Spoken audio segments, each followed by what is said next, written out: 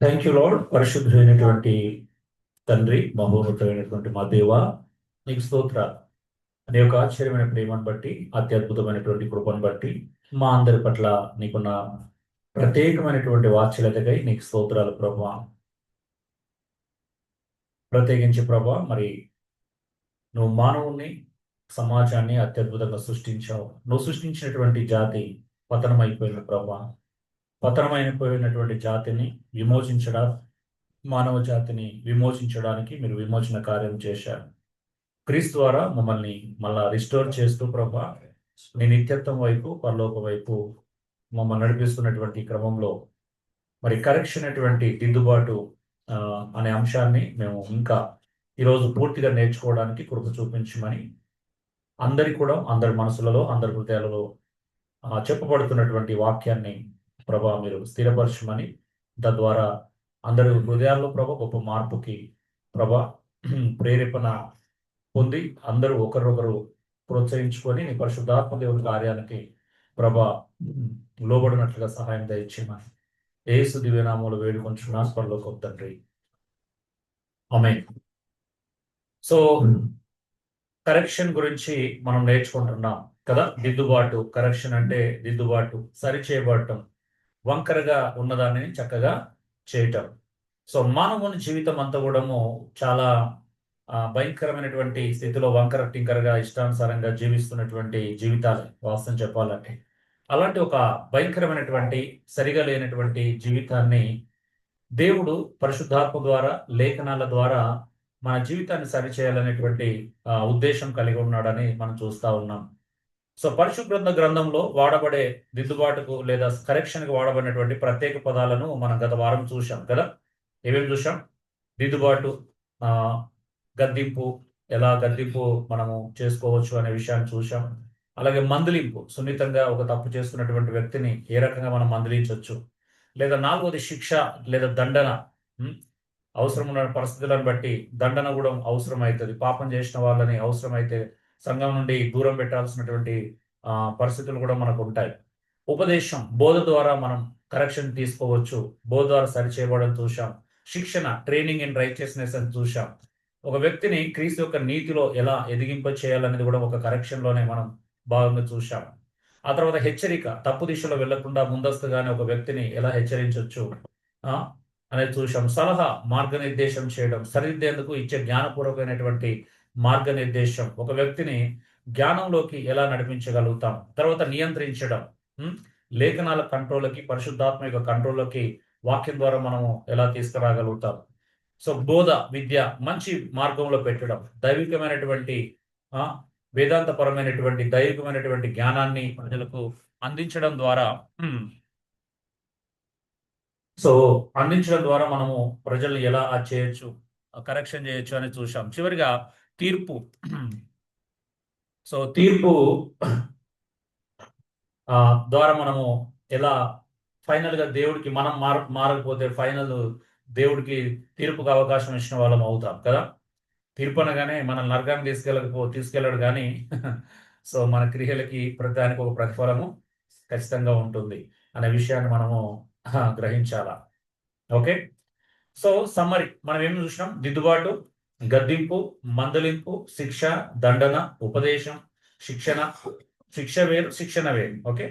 So హెచ్చరిక, సలహా, నియంత్రణ, బోధ, విద్య అంటే దైవికమైనటువంటి విద్య. చివరిగా తీర్పు అనేటువంటి 10, 12, 13 వచనాలు మనం చూసాం. అందులో కొన్ని రిపీట్ అయినలే. ఓకే. ఎనీహో ఇది మనం గత వారం నేర్చుకున్నటువంటి ప్రాముఖ్యమైనటువంటి విషయాలు దిద్దుబాటులో. ఈరోజు సామెతల నుంచి వెళ్ళి గద్దింపును గురించిన కొన్ని హెచ్చరిక మాటలు మనం చూద్దాం. చివరిగా ఇదే మనకు కరెక్షన్ లో ఒక చివరి భాగంగా మనం ముగింపు భాగం చూద్దాం. కరెక్షన్ గురించి జీవితాంతం నేర్చుకునేది ఉంటుంది 100%. కానీ పర్టికులర్ గా కరెక్షన్ గురించి మనం ఈ భాగంలో మనం చూస్తా ఉన్నాం. ఏమన్నాడు చూడండి, సామెతలు 15:10లో మొదటి పాయింట్ మనం చూస్తున్నాం. గద్దింపును అసహించుకుంటే నాశనం. ఏంటిదంట? గద్దింపును అసహించుకుంటే నాశనం.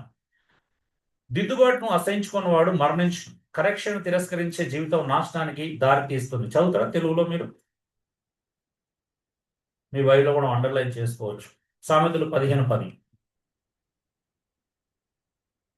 మార్గము విడిచిన వారికి కఠిన శిక్ష కలదు. గద్దింపును ద్వేషించేవారు మరణము జరుగుతుంది. ఏంటిదంట? గద్దింపును ద్వేషించేవాడు మరణం నొందుతారు. చూడండి, ఈరోజు మన సమస్య ఏంటి అని అంటే బ్యాటరీస్ అయిపోయినాయి, ఇంకో తెలుస్తలేదు.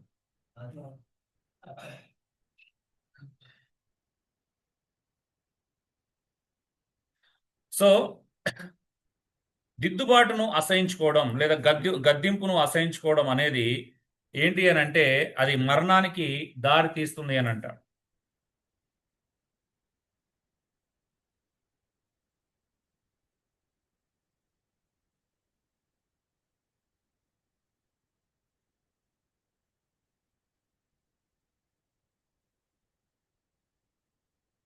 సో పిల్లలు లేకపోతే పెద్దలు కావచ్చు, ఎవరైనా కావచ్చు, ఉం?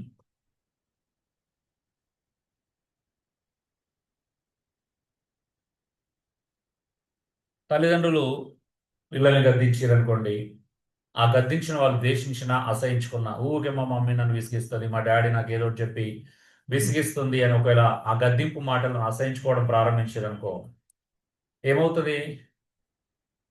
పిల్లలు బాగుపడరు ఎప్పుడు కూడా, అవునా? అలాగే పెద్దలు ఎవరన్నా యంగ్స్టర్స్ని గద్దించారనుకో, కొంతమంది గద్దింపు అంటే నిజంగా చెప్పండి, చాలా మందికి గద్దింపు అంటే ఇష్టం ఉండదు కదా. ఎవరు ప్రేమిస్తారండి గద్దింపుని నిజంగా? నచ్చని మాట అనమాట. కరెక్షన్ అనేది నచ్చని మాట. లాస్ట్ టైం మనం చూసాం కదా. గద్దింపు అంటే ఒక రకమైనటువంటి అదే అనమాట. గద్దించడం మనకి ఎవరికి ఇష్టం ఉండదు. ఉం?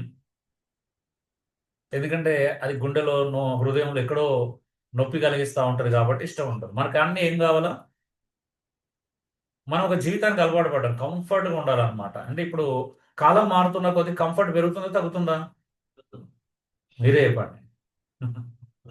పెరుగుతుంది అన్ని విషయాలు, అవునా? ఒకప్పుడు ఎలా ఉండేది అని అంటే తల్లిదండ్రులు పిల్లలకి ఆ, అంటే కఠినంగా డిసిప్లిన్ పెట్టేటువంటి అవకాశాలు ఉండేటివి, శిక్షించే అవకాశాలు ఉండేటివి. కానీ ఇప్పుడు ఏమవుతుంది తెలుసా? లాగడము అలా తయారవుతుంది. అంటే సొంత తల్లిదండ్రులు కూడా పిల్లల్ని శిక్షించే అధికారము లేదు అనే చట్టం పెరుగుతుంది, అవునా? స్కూల్లో టీచర్ కూడా కొట్టకూడదు, పిల్లలు కొడితే ఏమవుతుంది? కేసు అవుతుంది. ఇప్పుడు సోషల్ మీడియా ప్రభావం ఎక్కువ అయిపోయింది. ఒకటి కొడితే ఇంకోటి వీడియో తీస్తూ ఉంటాడు, అవునా? అలా అయిపోయింది అనమాట. అంటే గట్టిగా గద్దించి చెప్పే అవకాశాలు తగ్గుతున్నాయా పెరుగుతున్నాయా? తగ్గుతున్నాయి. ఇప్పుడు గట్టిగా గద్దించే అవకాశాలు ఏం లేవు కదా. సంఘము అంటే పెద్దవాళ్ళు పిల్లల్ని కానీ స్కూలు టీచర్స్ స్టూడెంట్స్ని కానీ ఎక్కడ ఏం చేయడానికి లేని పరిస్థితులు వస్తున్నాయి. ఎలాంటి పరిస్థితిలో ఉన్నామంటే పిల్లోడు ఆ మధ్యలో నార్త్లో పిల్లోడు వెళ్ళి పోలీస్ స్టేషన్ కేసు పెట్టాడు తల్లిదండ్రుల మీద. కేసు పెట్టడానికి వెళ్ళాడు. ఏమైతారు అంటే ఏదో చెప్పాడు, ఫోన్ ఇస్తలేరు ఏదో, మొత్తానికి అయితే ఏదో ఉంది ఇలాంటివి సిల్లీ రీజన్స్. లేకపోతే నన్ను ఇబ్బంది పెడుతున్నారని, నన్ను ఆడుకోనివ్వట్లేదని. ఉం? ఏం జరుగుతుందో తెలియదు. నిన్న తెలుసా, రీసెంట్గా ఒక 9th క్లాస్ అమ్మాయి 8th క్లాస్ అబ్బాయి విజయవాడ నుండి పారిపోయి అమీర్పేటలోకి వచ్చారు పెళ్లి చేసుకుందాం. రీసెంట్గా లాస్ట్ వీక్లో. అంటే ఇప్పుడు ఏముంది, ఒకవేళ తప్పమ్మా నీ వయసు కాదంటే ఏం చేస్తారు? పారిపోతున్నారు. అది పరిస్థితి, అవునా?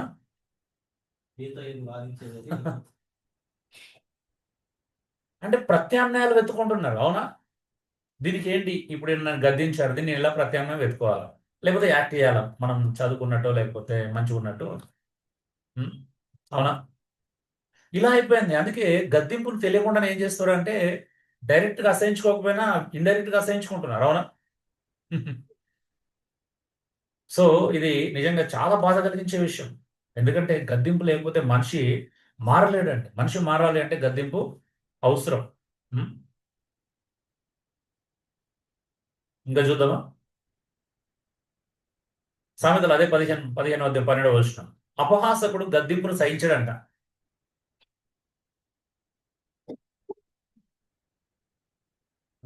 చదవండి.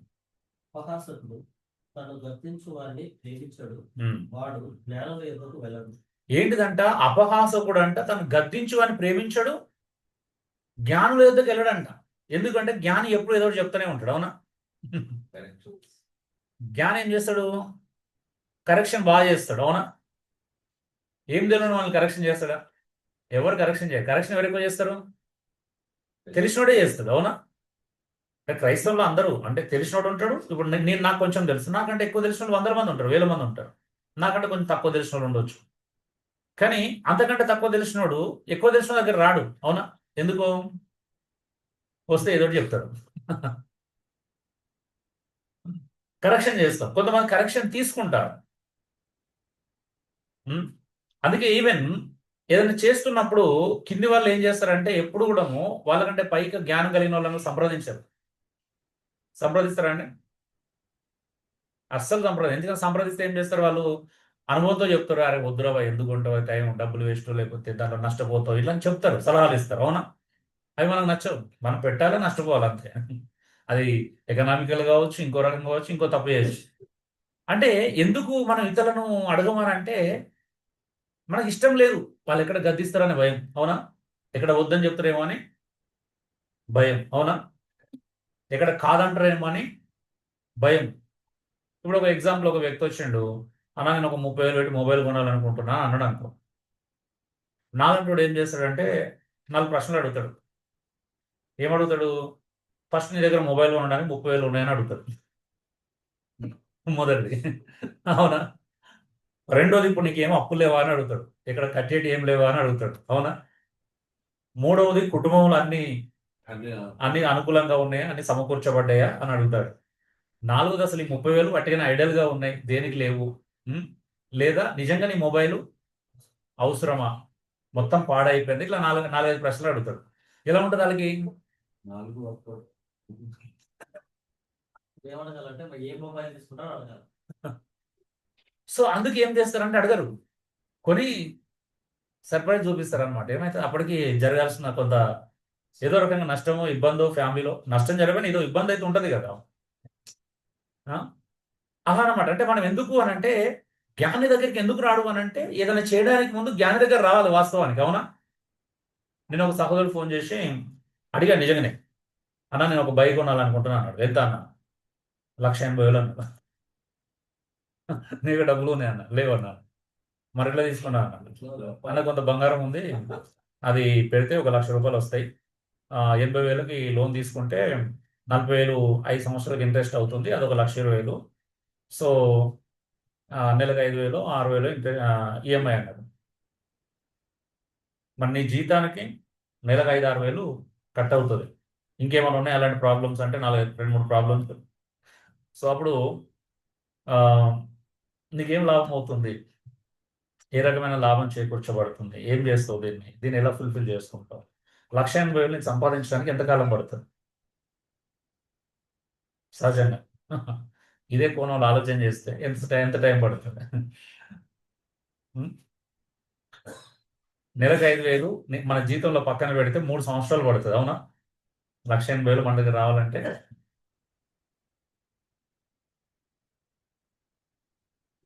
కానీ ఎప్పుడు దాన్ని రీచ్ కావాలి, నేను చెప్పాను అంటే 1,80,000 ఒకవేళ మనము ఆ 1,80,000 3 సంవత్సరాలకి దాని వాల్యూ ఎంత అవుతుంది? పెరుగుతుంది, తగ్గుతుంది? పెరుగుతుంది. అంటే 3 సంవత్సరాలు కష్టపడితే మనం పాత వాల్యూ దగ్గర రీచ్ అవ్వగలుగుతాం, కానీ ఆ ప్రెసెంట్ వాల్యూకి ఎప్పటికీ రీచ్ చేయలేము.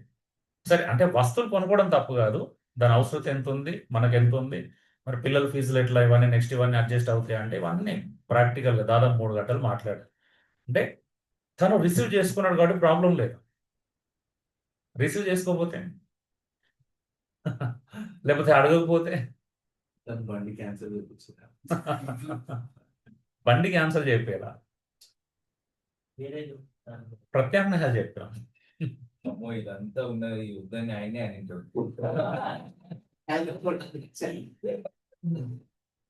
నేను చెప్తున్నప్పుడు అలా పిల్లోడు కూడా అంటున్నాడు, అంతా చెప్పింది వినండి, బైక్ ఏమైనా ప్రాబ్లం అయిందనుకో, ఎలక్ట్రికల్ వెహికల్ అంటున్నావు, బ్యాటరీ పోతే 50,000 ఉంది, ఆ? లాభం ఏంటి అని అడిగి, ఏమన్నా అయితే లాభం ఏంటి, నువ్వు ఎక్కడన్నా వర్షంలో పెట్టిపోతావు, పరిస్థితి ఏంటి? సో సో ప్రాక్టికల్గా పెట్టాను. మొన్న రీసెంట్గా నాకు తెలిసిన ఒక అతని ఫ్రెండ్ మొన్న మొన్న వరదలు వచ్చినాయి కదా, ఎలక్ట్రిక్ కారు కొన్నాడు 20 లక్షలు పెట్టి. నెలను 2 నెలలకి వర్షంలోనే ఆనింది. షోరూమ్ తీసుకెళ్తే 10 లక్షలు వేసారంట బ్యాటరీకి బిల్లు. 9 లక్షలు 8 లక్షలు. ఇప్పుడు దాన్ని స్క్రాప్ చేయలేడు, సెకండ్లో అమ్మలేడు, వదిలేసుకోలేడు. సచ్చినట్టు ఏం చేయాల్సి వచ్చింది? గత్యంతరం లేక 10 లక్షలు కట్టి చేయించుకోవాలి. అవునా? డబ్బునోడు పర్లేదు, కానీ లేని పరిస్థితి ఏంటి? డబ్బునోడు అయితే వాళ్ళు లెక్క పెట్టుకోడు అనుకో. ఒక మిడిల్ క్లాస్, ఒక బిలో మిడిల్ క్లాస్ పరిస్థితి ఏంటి తెలుసా మీకు? ఈ ప్రాబ్లమ్స్ అన్ని ఎవరికి తెలుసా? ఓన్లీ బిలో మిడిల్ క్లాస్ వాడి తప్పులు చేస్తుందా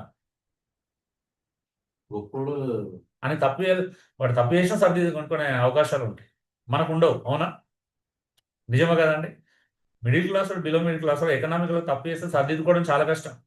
దాని నుంచి బయటపడాలంటే సంవత్సరాలు పడుతుంది. కానీ మనమే ఎక్కువ తప్పులు చేస్తాం, విచిత్రమైన. సో అదే అనమాట. అందుకే జీవితంలో జ్ఞానుల దగ్గరికి రావాలి. ఇవన్నీ నేను ఎందుకు చెప్తున్నానంటే, ఇవన్నీ నీ క్యారెక్టర్ని బిల్డ్ చేసేది, నీ కుటుంబాన్ని నిలబెట్టుకునేది, దైవికంగా నువ్వు దేవుణ్ణి మహిమపరిచే విధంగా మారాలనేది నా యొక్క ఉద్దేశం. అందుకే ఇవన్నీ చెప్తున్నాను, జీవితంలో జరిగే విషయాలు.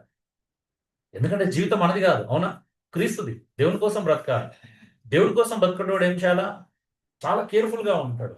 ప్రతిదీ ఆలోచన చేస్తాడు, వివేచనతో పనిచేస్తాడు, బుద్ధి, జ్ఞానము, కుశలత కలిగి చేస్తాడు. సామెతలంతా అదే కదా. ఇదంతా రిడెంప్షన్లో భాగం. మన విమోచనలో మనము శాంక్టిఫై అవుతున్నామా లేదా, మారుతున్నామా లేదా, బుద్ధి తెచ్చుకుంటున్నామా, అన్ని విషయాల్లో జాగ్రత్తగా ఉంటున్నామా లేదా, ఇవన్నీ కూడా ఇక్కడ మనం చూస్తున్నాం. అందుకే గద్దింపును విడనివాడంట, అపహాసకుడు గద్దింపును ప్రేమించడు, జ్ఞానుల దగ్గర రాడు. గద్దింపును విననివాడు జ్ఞానుల దగ్గరికి కూడా రాడు. సో అందుకే అహంకారం ఏం చేస్తుందంటే నాశనానికి తీసుకెళ్తుంది చాలా మంది. అందుకే నేను ఇప్పుడు మీరు దీన్ని రిలేటెడ్ చేసుకోండి. ఇంతకుముందు చెప్పిన మాటని క్లాస్ ముందు సెల్ఫ్ సెంటర్డ్ అనే మాట చెప్పాను, అవునా? నిజమా కాదు? ఇప్పుడు ఇదంతా ఎవరి లైఫ్ సెల్ఫ్ సెంటర్డ్గానే జీవిస్తున్నాం, అవునా? క్రైస్ట్ సెంటర్డ్గా, చర్చ్ సెంటర్డ్గా, గాడ్ సెంటర్డ్గా, గాస్పల్ సెంటర్డ్గా మనం ఇంకా రావట్లేదు. సో సెల్ఫ్ సెంటర్డ్గా ఆలోచనలు ఇవన్నీ కూడా మనకి.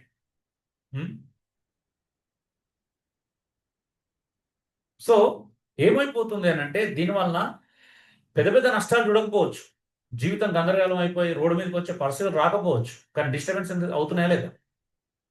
అవునా? మానసికంగా ఇబ్బంది పడుతున్నాం. ఎకనామికల్ డిస్టర్బెన్స్ అంటే మెంటల్ కూడా డిస్టర్బెన్స్ క్రియేట్ చేస్తుంది. మెంటల్గా డిస్టర్బెన్స్ అయినామంటే ప్రార్థన, వాక్య ధ్యానము, సహవాసం మీద కాన్సన్ట్రేషన్ చేయగలుగుతామా? అంటే వీటి ఫైనల్ ప్రతిఫలం అంటే రిఫ్లెక్ట్ ఎక్కడవుతుంది, ప్రభావం ఎక్కడ చూపిస్తుంది? స్పిరిచువల్ లైఫ్ మీద చూపిస్తుంది. అది ప్రాబ్లం. నీకు వచ్చే కష్టాలు, కన్నీళ్లు, బాధలు, నీ సమస్యలు ఏవి స్పిరిచువల్ లైఫ్ మీద నీకు ప్రభావితం చూపించేంత ఆధ్యాత్మికత నీకుంటే ప్రాబ్లం లేదు. కానీ చాలా మందికి అది ఎక్కడ ఎఫెక్ట్ చూపిస్తుంది? నీ స్పిరిచువల్ లైఫ్ మీద ప్రభావితం చూపిస్తుంది, అవునా? దానికంటే ముందు నీ ఫ్యామిలీ లైఫ్ మీద ప్రభావితం చూపించట్లే, దానికంటే ముందు నీ పర్సనల్ లైఫ్ మీద ప్రభావితం చూపించట్లే, ఖచ్చితంగా చూపిస్తా. అందుకోసం మాట్లాడుకుంటున్నాం. ఇవన్నీ పెద్ద నేరాలు, పాపాలుగా కాదు, ఇవన్నీ చూస్తున్నాం మనం. చిన్న పని కూడా మనల్ని ఎలా డిస్టర్బ్ చేస్తుందని మాత్రమే. అందుకే జ్ఞానం అనేది ఎందుకు అవసరం మనకి? అందుకే అపహాస కూడా అంట, అపహాసం ఏదైనా చేస్తారే అని అలాగే చెప్తాడు. మనం చేసేది చేయాలి.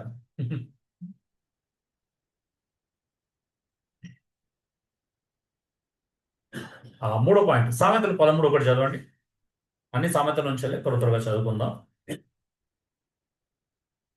తండ్రి శిక్షించిన కుమారుడు జ్ఞానము గల వాడను, ఉపహాసకుడు గద్దింపులకు లోబడి.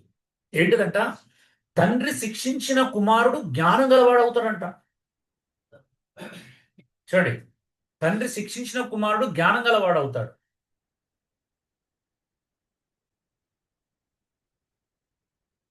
సో చాలా మంది తండ్రి శిక్షను తప్పించుకోవడానికి తల్లి గారాభంకి వెళ్ళిపోతారు అన్నమాట పిల్లలు, అవునా? తండ్రులు చాలా స్ట్రిక్ట్గా ఉంటారు, చాలా మంది మంచిగా గద్దించాలని చూస్తూ ఉంటారు, కానీ కొన్నిసార్లు తల్లి ఎక్కువ ప్యాంపర్ చేయడం వల్ల ప్రమాదం. కొన్ని కుటుంబాల్లో తండ్రి అదిగా ఉంటే, తల్లి కొంచెం స్ట్రిక్ట్గా ఉంటే తండ్రి డిఫరెంట్గా ఉండొచ్చు. ఏదేమైనా ఇవి జెండర్ ప్రాబ్లమ్స్ కాదు, ఇది స్వభావం ప్రాబ్లం అండి. దీన్ని జెండర్ ప్రాబ్లంగా చూడకూడదు. వైఫ్ అండ్ హస్బెండ్ ప్రాబ్లం కాదు ఇది. స్వభావం ఒకరికి, కొంతమందికి స్వభావం అలా ఉండొచ్చు, కొంతమందికి ఇలాగా ఉంటుంది. ఏది ఏమైనా తండ్రి శిక్షించని కుమారుడు నిజంగానే శిక్షించిన కుమారుడు బాగుపడతాడు. నేను ఒక స్టోరీ చదివి నాకు భలే అనిపించింది ఆ స్టోరీ. పిల్లలకు కొన్ని పనులు చెప్తే విసుగొస్తా ఉంటది కదా. ఒక తండ్రి కొడుక్కి రోజు పని చెప్పేవాడు అనమాట. కొడుకు చాలా విసుగొచ్చేది. వాళ్ళ నాన్న చెప్పాను, అరే ఇంట్లోకి వస్తున్నావు, ఆ లైట్ ఆఫ్ చేయవు, ఒక ఆ రూమ్లో ఫ్యాన్ తిరుగుతుంది, ఫ్యాన్ ఆఫ్ చేయవా, ఒక మోటార్ ఆఫ్ చేయి, వాటర్ ట్యాంక్ నిండింది, మోటార్ ఆఫ్ చేయి, నైట్ వచ్చి డోర్ పెట్టు, రాత్రి కాగానే డోర్ పెట్టు, దోమలు వస్తున్నాయి, కిటికీ పెట్టు. ఆ, ఇలా రోజు చెప్తుండే అనమాట. అరే అది విని విని విని విని కొడుకు ఇష్టతో చేసేవాడు. కొంచెం విసుగొచ్చేది అనమాట. ఏంటి ఊకే చెప్తున్నాడు, ఊకే ఇదే ఏమొస్తుంది ఈ పనులు చేస్తే అన్నట్టు. ఇలా కొన్ని సంవత్సరాలు గడుస్తా ఉన్నాయి. రోజు అదే పని అనమాట. ఎక్కడన్నా లైట్ ఇష్యూ, నేను కూడా ఈ రూమ్లోకి వస్తే అలాంటివి చెప్తాను, కానీ ఎవరు వినరని ఇక్కడ రాను జనరల్గా. నేను డిస్టర్బ్ అవ్వాల్సి వస్తుందని, అందుకని పట్టించుకోని ఎక్కడ వస్తువులు ఎలా ఉన్నా పట్టించుకోవట్లేదు. స్టార్టింగ్ లో పట్టించుకుంటే నాకే పెయిన్ ఎక్కువ వచ్చేది. ఎవరు పడ్డాను ఇల్లంతా నాకు నీట్గా డిసిప్లిన్ లేకపోతే నచ్చకపోతుంటాయి. సో నేను చెప్పడం మానేశాను ఇక. సో ఎనీహో ఏదేమైనా వాళ్ళ తండ్రి ప్రతిసారికి గద్దించేవాడు అనమాట. లైట్ ఎందుకు వేసినాం, అనవసరంగా ఆఫ్ చేయి, ఫ్యాన్ ఎందుకు వేసినాం, ఆడెవరు లేరు కదా, ఫ్యాన్ ఆఫ్ చేయి, ఇలా అన్ని చెప్తుండేవాడు అనమాట. మోటార్ ఎందుకు ఆన్ చేసినాం, నీళ్ళు వేస్ట్ అవుతాయి, నీళ్ళు ఒక్క చుక్కవడం వేస్ట్ చేయకూడదు, ఆఫ్ చేయి, ఇలాగా చెప్తుండేవాడు. ఒకరోజు ఏమైంది అని అంటే, కొడుకు ఇంటర్వ్యూకి వెళ్ళాడు. ఒక ఇంటర్వ్యూకి వెళ్ళిన తర్వాత ఏమైంది అని అంటే, గేట్ ఎంట్రన్స్లోకి లోపలికి వస్తూ ఉన్నాడు. వస్తూ ఉంటే అక్కడ ఎవరో గార్డెనర్ ఏం చేసిండు అని అంటే, పైపు వాటర్ రన్ అవుతుంది, అది రోడ్ మీద మామూలుగా వెళ్ళిపోతుంది ఫ్లోర్ మీద. దాన్ని లోపలికి వెళ్ళేవాడు ఏం చేసినట్టే చాలా జాగ్రత్త తీసుకెళ్ళి ఒక గార్డెన్లో మొక్కల వైపు వేసి లోపలికి వెళ్ళాడు అనమాట. లోపలికి వెళ్తున్నప్పుడు కారిడార్లో ఇక్కడ అన్ని అనవసరంగా లైట్లు వేసి ఉన్నాయి. ఈయనకు నచ్చలా, అది అలవాటు అయిపోయింది. ఆ లైట్లు ఆఫ్ చేసుకుంటూ వెళ్ళాడు. ఆయన పని కాదు, నచ్చగా లైట్లు ఆఫ్ చేసుకుంటూ వెళ్ళాడు. వెళ్తుంటే ఒక రూమ్ అంతా ఎవరు లేరు, ఒక రూమ్లో ఫ్యాన్ తిరుగుతా లోపలికి వెళ్ళి ఫ్యాన్ ఆఫ్ చేసి వచ్చి అలాగా చేసుకుంటూ వచ్చి ఇంటర్వ్యూ ప్లేస్లో కూర్చున్నారు. అందరూ ఇంటర్వ్యూ అయిపోతుంది, అందరు లైన్ అయిపోయింది. సో ఈయన వంత వచ్చింది. ఈయన వంత రాగానే అక్కడ ఇంటర్వ్యూ చేసేవాళ్ళు, కంగ్రాట్స్ నువ్వు సెలెక్ట్ అయిపోయినా, నీకు జాబ్ వచ్చింది అన్న. ఈయన షాక్ అయిపోయాడు. అదేంటి, నేను ఇంటర్వ్యూ కాలేదు కదా సార్ అంటే, నీ ఇంటర్వ్యూ ఎప్పుడో అయిపోయిందన్న. కావాలని పెట్టలా, నేచురల్గానే. అంటే ఇది ఒక ఫినాన్షియల్ కంపెనీ అనమాట.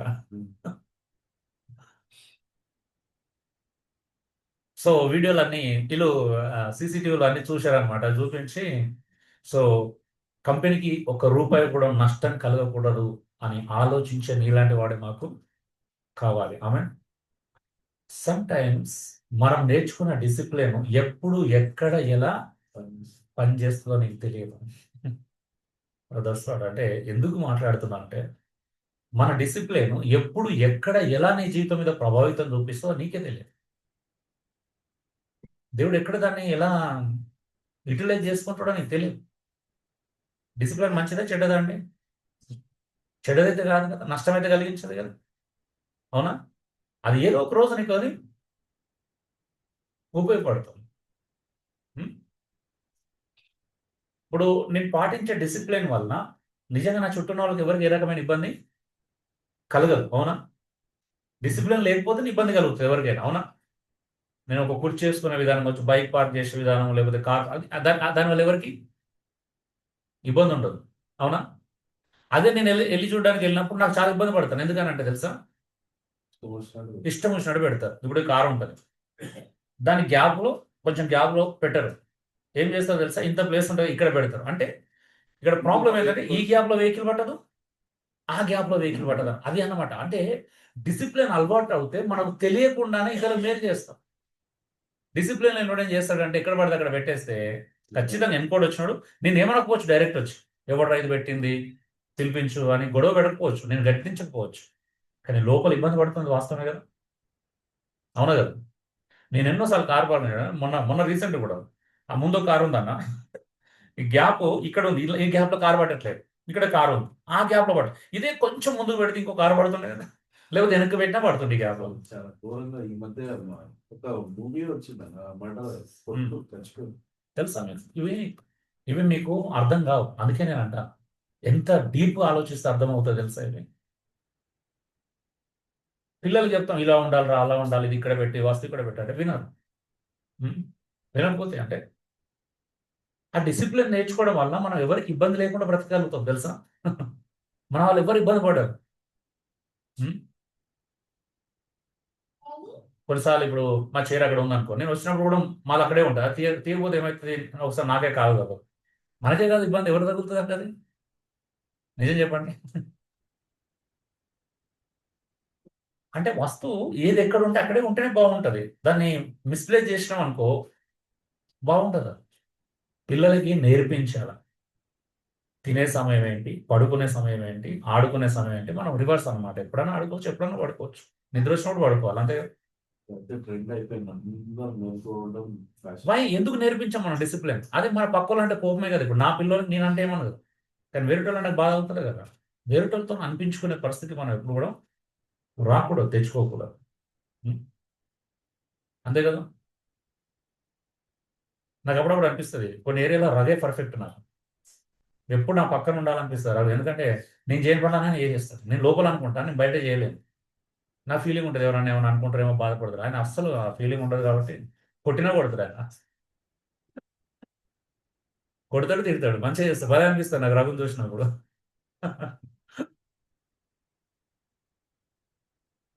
గద్దిస్తాడు, అడగ చెప్తున్నా అట్లా అంత గట్టిగా చెప్పేస్తాడు.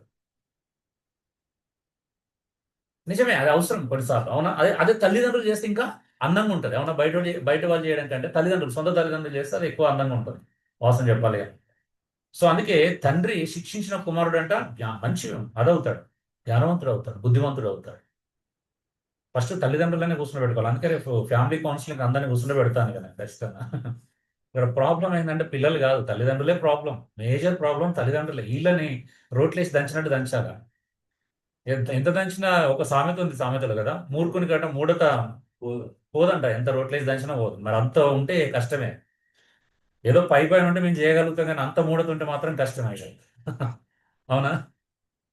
బైబిలే చెబుతుంది, బైబిల్ విరుద్ధం, అవునా? మూర్ఖుని రోట్లేసి దంచినా మూడత పోదు. మనం పిల్లల్ని అట్లా కూడా తయారు చేస్తున్నాం మూర్ఖులుగా, అవునా? అని మూడత వచ్చేసింది, వాడికి పోదుగా, అవునా? బైబిలే చెప్తుంది, చిన్నపిల్లలు ఏమన్నాడు, బాలుని హృదయంలో మూఢత్వము స్వాభావికంగా ఉంటుంది, దాని చిన్నప్పుడు సరి అయిపోతే పెద్దగా అవుతుందా. మన మన తల్లిదండ్రులు ప్రేమ నాకు ఈ ఏమంటారు అంటే, ఈ దరిద్ర ప్రేమ నాకు అస్సలు నచ్చదు. దరిద్ర ప్రేమ అంటే కవరింగ్ ప్రేమ అనమాట, ప్యూర్ లవ్ కాదు, కవరింగ్ ప్రేమ. 10 ఏళ్ళు వచ్చినా చిన్నోడు కదన్నా, వానికి ఏం తెలుసు, 15 సంవత్సరాలు చిన్నోడు అన్న, వానికి ఏం తెలుసు, దానికి ఏం తెలుసు, చిన్నపిల్ల అన్న. పెద్ద అయినాక కూడా చేస్తారు. 25 సంవత్సరాలు కాదు, అది ఎక్కడ దాకా పోతుంది అన్నాడు, సత్యదాకా చిన్నోడు అండి, 70 సంవత్సరాలు వచ్చినా చిన్నోడే. అట్లా అయిపోతుంది మన పరిస్థితి. ఇలా మాట్లాడేవాళ్ళు నాకు నిజంగానే కోపం. ఎందుకు కోపం అంటే వాళ్ళ మీద కాదు కోపం, ఆ యొక్క మాటలు, ఆ స్వభావానికి కోపం. నేను మనుషులు, మన మనుషులను నాకు అసలు కోపం ఉండదు, కానీ వాళ్ళు మాట్లాడే మాట ఎట్లుంటది అంటే, అరే ఇంత బుద్ధిహీనంగా మాట్లాడుతున్నారు అనిపిస్తా. వాళ్ళకేం తెలుసు, నేర్పిస్తే తెలుసా. నేర్పించమన్నాడా అంటే బైబిల్లో నేర్పించొద్దన్నాడా? నేర్పించమన్నాడు, అవునా? చిన్నపిల్లలు నేర్పించమన్నాడా వద్దన్నాడా? మీరే చెప్పండి. బైబిల్ ఎక్కడైనా ఈ ఏజ్ వచ్చినాక నేర్పించడం ప్రారంభించడం ఉందా? అసలు మిమ్మల్ని ఏమంటారు, గట్టిగా కొట్టాలి అసలు మిమ్మల్ని, అందరి తల్లిదండ్రులని క్షమించాలా? 3 సంవత్సరాలు అయితే స్కూల్ వేయచ్చు, అక్కడ నుంచి నేర్పించవచ్చు. వానికి ఏమొస్తా అనుకుంటావు అప్పుడు, వానికి ఇంగ్లీష్ ఏమొస్తుంది, ఇంకా ఏబీసీలు ఏం అర్థమవుతాయి, మ్యాథ్స్ 1-2 ఏం అర్థమవుతాయి, అవేం అర్థమవుతాయి అని అక్కడ మాత్రం ఈ తెలివి పని చేయదు. మరి అదేంటో అర్థం కాదు, 3 సంవత్సరాలకి చేంజ్ చేస్తారు స్కూల్ అయితే మాత్రం. మరి అప్పుడెందుకు అర్థం కాలేదు, వాళ్ళకి ఏం అర్థమైతే అని అనుకోవట్లేదు. ఒక 10 సంవత్సరాలు దాకా ఆగి చేయొచ్చు కదా స్కూళ్ళలో. ప్రాబ్లం ఏంటో తెలుసా, అక్కడైతే మన రెస్పాన్సిబుల్ కాదు, వాడి కింద మీద పడి నేర్పిస్తారు చదువు, అవునా?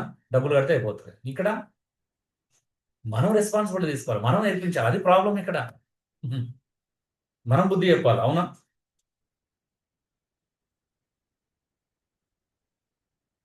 ఉం? దండం వాడమంటుండా వాడొద్దంటుండ పిల్లల విషయంలో బైబిల్ వాడమని అంటుంది కదా. ఉం? అందుకే మన పిల్లలు బుద్ధిమంతులు ఎందుకంటే మనం అలా పెంచుతున్నాం, సింపుల్గా చెప్పాలంటే. బై గాడ్స్ గ్రేస్ వాళ్ళంతటి వాడు వాళ్ళ బుద్ధిమంతులు అయ్యారంటే అది గొప్ప విషయమే అని. కదా. అది కొంతమంది అవుతారు కదా, తల్లిదండ్రులు ఎలా ఉన్నా కొంతమంది పిల్లలు బుద్ధిమంతులుగానే ఉంటారు. అది అది ప్రత్యేకమైన గ్రేస్ అనిపిస్తుంది నాకు. కొంతమంది ఎంత తల్లిదండ్రులు చెప్పినా బుద్ధిమంతుడు కాలేడు. అది ఒక రకమైనటువంటి భయంకరమైన సిచ్యువేషన్. 4 సామెతలు 13 గద్దింపును తిరస్కరించేవాడు దరిద్రుడు అవుతాడంట. చూడండి సామెతలు 13:18 చూడండి.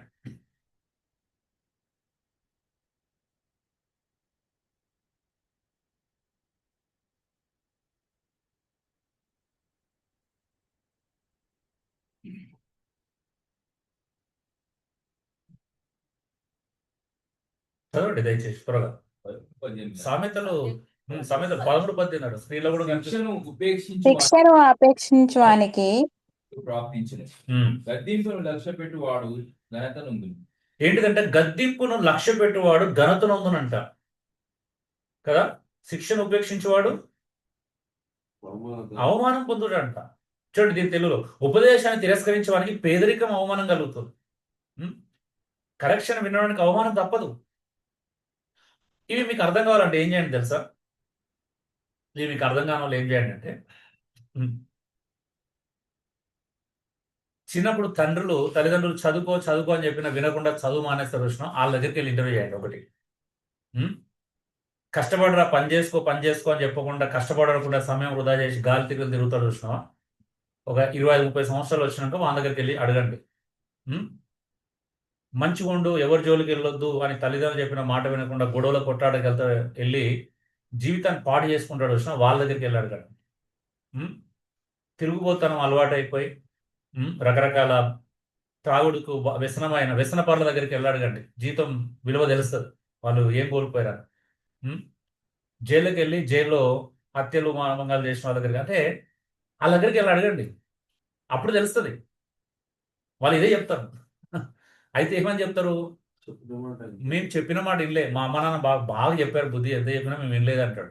లేదంటే మాకు ఎవరు చెప్పేటోడు లేకుండే అని అంటారు. అంటే ఇక్కడ ప్రాబ్లం ఏంటి అని అంటే, వాళ్ళ దగ్గరికి వెళ్ళి చూడండి ఒకసారి. మా అమ్మ నాన్న ఎంతో చెప్పారయ్యా, నన్ను తాగొద్దని చెప్పారు, తిరగొద్దని చెప్పారు, జీవితం మా అమ్మ నాన్న చక్కగా చదువుకోమని చెప్పారు, ఇల్లే అందుకే పాకి పని చేసుకుంటున్నా లేకపోతే కూలి పని చేసుకుంటున్నా అంటారు. మీరు అడిగి చూడండి, ఒక అడ్డ మీదకి వెళ్ళి, లేబర్ అడ్డ మీదకి వెళ్ళి కూలీలందరినీ, అయ్యా ఎందుకు ఈ కూలి పని చేస్తున్నావు, చదువుకోలేదనంటే మేబీ మరీ పెద్దోళ్ళు అయితే 50-60 ఏళ్ళు అయితే అప్పుడు మాకు చదువులు ఎక్కడే అని అనొచ్చు. కానీ ఒక 20-30 సంవత్సరాలు అని అడిగి చూడండి, ఎందుకు కూలి పని చేస్తున్నామంటే చక్కగా చదువుకోలే, మా అమ్మ నాన్న చెప్పారు చదువుకోమని, చదువుకోవాలా? అంటే ఏమవుతుంది అని అంటే, జ్ఞానము అనేది మనం పుచ్చుకోకపోతే అది దైవికమైనదైనా లేకపోతే ఇక్కడ మన భూమి మీద బ్రతకడానికి కావాల్సిందైనా. అందుకే గద్దింపు చాలా అద్భుతమైనది. నాకు తెలిసి నేను ఒకసారి అబ్రహాం లింకన్ గురించి చదువుతున్నాను.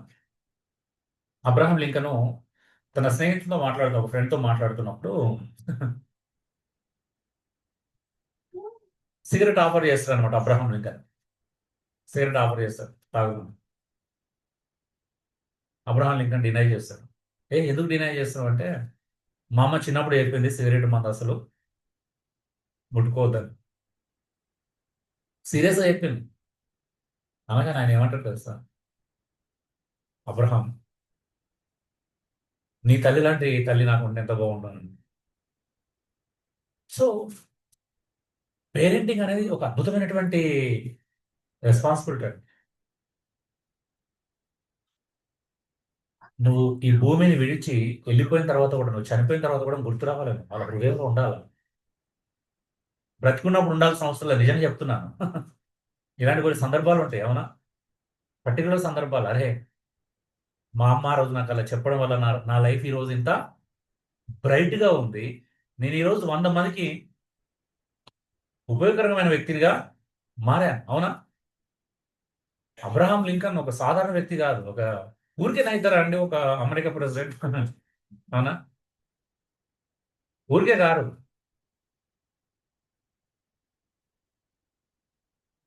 ఫిలిప్పీన్ దేశస్తులో ఒక పార్లమెంట్ సభ్యురాలు ఉంటుంది. ఆ పేరు గుర్తొస్తలేదు నాకు. కైరానో సంథింగ్. ఆమె ఒక లెటర్ రాస్తుంది. ఏమంటే తెలుసా? టైటిల్ నా తల్లి లాంటి తల్లి ఎవరికి ఉండకూడదు అని ఉంటుంది టైటిల్. నా తల్లి లాంటి తల్లి ఎవరికి ఉండకూడదు అని రాసి ఏం రాస్తుంది అని అంటే, నేను హై స్కూల్లో ఉన్నప్పుడు 4 గంటల స్కూల్ వదిలేస్తే 4 గంటల 5 నిమిషాలకు లేట్ అయినా కూడా ఈ 5 నిమిషాలు ఎక్కడ ఆగినావు అని అడుగుతుంది. కాబట్టి నా తల్లి లాంటి తల్లి ఎవరికి ఉండకూడదు. సాయంత్రం 4 గంటలకు స్కూల్ నుంచి ఇంటికి రాగానే నా బ్యాగులో ఏమేమి ఉందో చెక్ చేస్తుంది. కాబట్టి నా తల్లి లాంటి తల్లి ఉండకూడదు. నా మొబైల్లో నేను ఏమేమి చూస్తున్నానో చెక్ చేస్తుంది. నా తల్లి లాంటి తల్లి ఎవరికి ఉండకూడదు. ఇట్లా ఒక 20 పాయింట్లు రాస్తుంది అనమాట. స్కూల్కి లేట్కి వెళ్ళినా తప్పే, ముందెళ్ళినా తప్పే. అరగంట ముందెళ్ళి ఏం చేస్తావు అని అడుగుతారు. కూర్చొని పెట్టుకొని ప్రతిరోజు ఈరోజు ఎవరైనా బాయ్స్తో మాట్లాడావా, ఎవరైనా బాయ్ ఫ్రెండ్ చేసుకున్నావు అని అడుగుతుంది. కాబట్టి నా తల్లి లాంటి తల్లి ఎవరికి ఉండకూడదు అని రాసుకుంటూ వచ్చి లాస్ట్కి అంటది,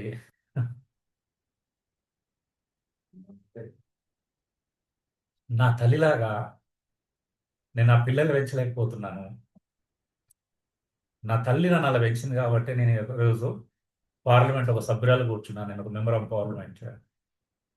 నా సహోదరులందరూ కూడా అందులో దేశంలో ఉన్నతమైనటువంటి పదవుల్లో ఉన్నారు. సో ఈరోజు ప్రాబ్లం ఏంటి అని అంటే ల్యాక్ ఆఫ్ డిసిప్లిన్. అంటే డిసిప్లిన్ లేకపోతే జ్ఞానం రాదు, వాస్తవం చెప్పాలంటే. అవునా? ల్యాక్ ఆఫ్ డిసిప్లిన్ ఉందంటే అర్థమైంది ల్యాక్ ఆఫ్ నాలెడ్జ్ ఉందని అర్థం. అవునా? బహుశా నీకు కొన్ని ఏరియాలో నాలెడ్జ్ ఉండొచ్చు, ఒకవేళ నీకు గేమ్స్లో నాలెడ్జ్ ఉండొచ్చు, లేకపోతే ఏదైనా వస్తువులలో కంప్యూటర్లో మొబైల్ ఎలా వాడాలో నాలెడ్జ్ ఉండొచ్చు.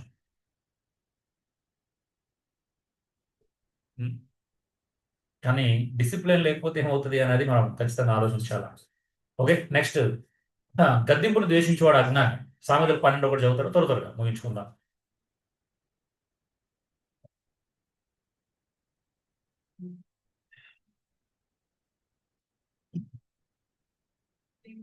శిక్షను ప్రేమించేవాడు జ్ఞానం ప్రేమించేవాడు. ఏంటిదంటే శిక్షను ప్రేమించేవాడు జ్ఞానాన్ని ప్రేమించేవాడు అంట.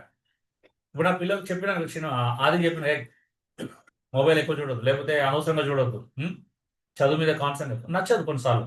ఓకే, నచ్చకపోవడానికి కారణాలు ఉండొచ్చు. నాకు చదువు అర్థం కావట్లేదు, ఏం చేయాలో అర్థం కాక చూస్తున్నా అనే ఫీలింగ్ ఉండొచ్చు. నాకు సబ్జెక్ట్ అర్థం కాకపోవడం వల్ల నేను డిస్టర్బ్ అవుతున్నాను అనే ఫీలింగ్ ఉండొచ్చు. అప్పుడు ఏం చేయాలా? సబ్జెక్ట్ అర్థం కాకపోతే సబ్జెక్ట్ ఇలా అర్థం చేసుకోవాలంటే శుద్ధి పెట్టాలి. అవునా? శ్రద్ధ పెట్టాలి. అంతేగాని మొబైల్లో గేమ్స్ ఆడడమో లేకపోతే వేరే అనవసరమైన రీల్ చూసుకుంటే కూర్చుంటే టైం వేస్ట్ అవుతుంది. నేను చెప్తున్నాను, చిన్న ఏజ్లో నువ్వు ఏం సాధించినంత వరకు నువ్వు టైం వేస్ట్ చేస్తే జీవితం నీకు చాలా ఇబ్బంది పెడుతుంది. 25 సంవత్సరాల వరకు నువ్వు వెల్ డిసిప్లిన్గా ఉండాలి. నాకు తెలిసి ఒక ఉద్యోగం సంపాదించుకునేంత వరకు చాలా కష్టపడాలి, డిసిప్లిన్గా ఉండాలి. అప్పుడే నువ్వు వెలుకరంగా ఉండగలుగుతావు, ఒక ప్రయోజకుడు అవుతావు. దేవుడు నేను వాడుకోవడానికి ఒక మంచి అర్హమైన పాత్రగా మారుతావు. లేదు అని అంటే జీవితం వృధా అయిపోతుంది. మనకంటే ముందున్న చూడండి, ఫ్రూట్ఫుల్గా లేరు, ఎకనామికల్గా ఇబ్బందులు ఉన్నాయి, ఇంకా రకరకాల ప్రాబ్లమ్స్ ఫేస్ చేస్తున్నారు. ఎందుకు అని అంటే వాళ్ళకు కొంత డిసిప్లిన్ మిస్ అయ్యారు కాబట్టి. వాళ్ళ నుండి నేర్చుకోవాలి మనం, అంతే కదా?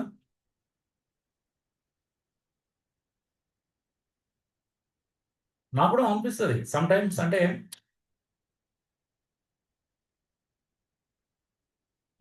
నా కండిషన్, నాకు చదువుకోవాలన్నా కూడా చదువుకునే పరిస్థితి లేకుండే, హైయర్ స్టడీస్కి వెళ్ళకుండా ఉండే ఆటంకాలు. నా పరిస్థితి ఎలా ఉందంటే 100 రూపాయలు ఫీజు కట్టడానికి ఇబ్బంది పడిన పరిస్థితులు ఉంటాయి. ఆ 100 రూపాయలు ఫీజు కట్టకపోతే మా స్కూల్లో 10th ఉన్నప్పుడు స్టోర్ రూమ్ కీస్ ఇచ్చి క్రికెట్ సెట్ తీసుకెళ్ళి ఆడుకోమని చెప్పేవారు ఫీజు కట్టకపోతే. అట్లా నెలకు 2-3 రోజులు మేము బయట గ్రౌండ్లోనే ఉండేవాళ్ళం, 3-4 రోజులు ఆడుకోవడానికి. ఎందుకంటే ఫీజు కట్ట లేట్ ఫీజు కట్ట. కొన్ని అందులో నేను ప్రొఫెషనల్ అయ్యి క్రికెట్ అదైతే అంటే అదేం కాదు కదా, టైం పాస్ ఆడుకొని వచ్చేవాళ్ళు. అవునా? అలా ఆడాలంటే అక్కడ ప్రొఫెషనల్స్ ఉండాలి ఫస్ట్. ఓకే, నిజం అటువైపు ఏదైనా సాధించాలంటే. అవును. దేనికి ఉండే ప్రాబ్లం దానికి. అఫ్ కోర్స్ ఎనీహో, నేను ఎవరిని దేన్ని నిందించట్లేదు. సో నా ఉద్దేశం అది కాదు, నిందించడం కాదు. ఇప్పుడు మీకు ఆ ప్రాబ్లం లేదంటున్నాను. అవునా? ఉం?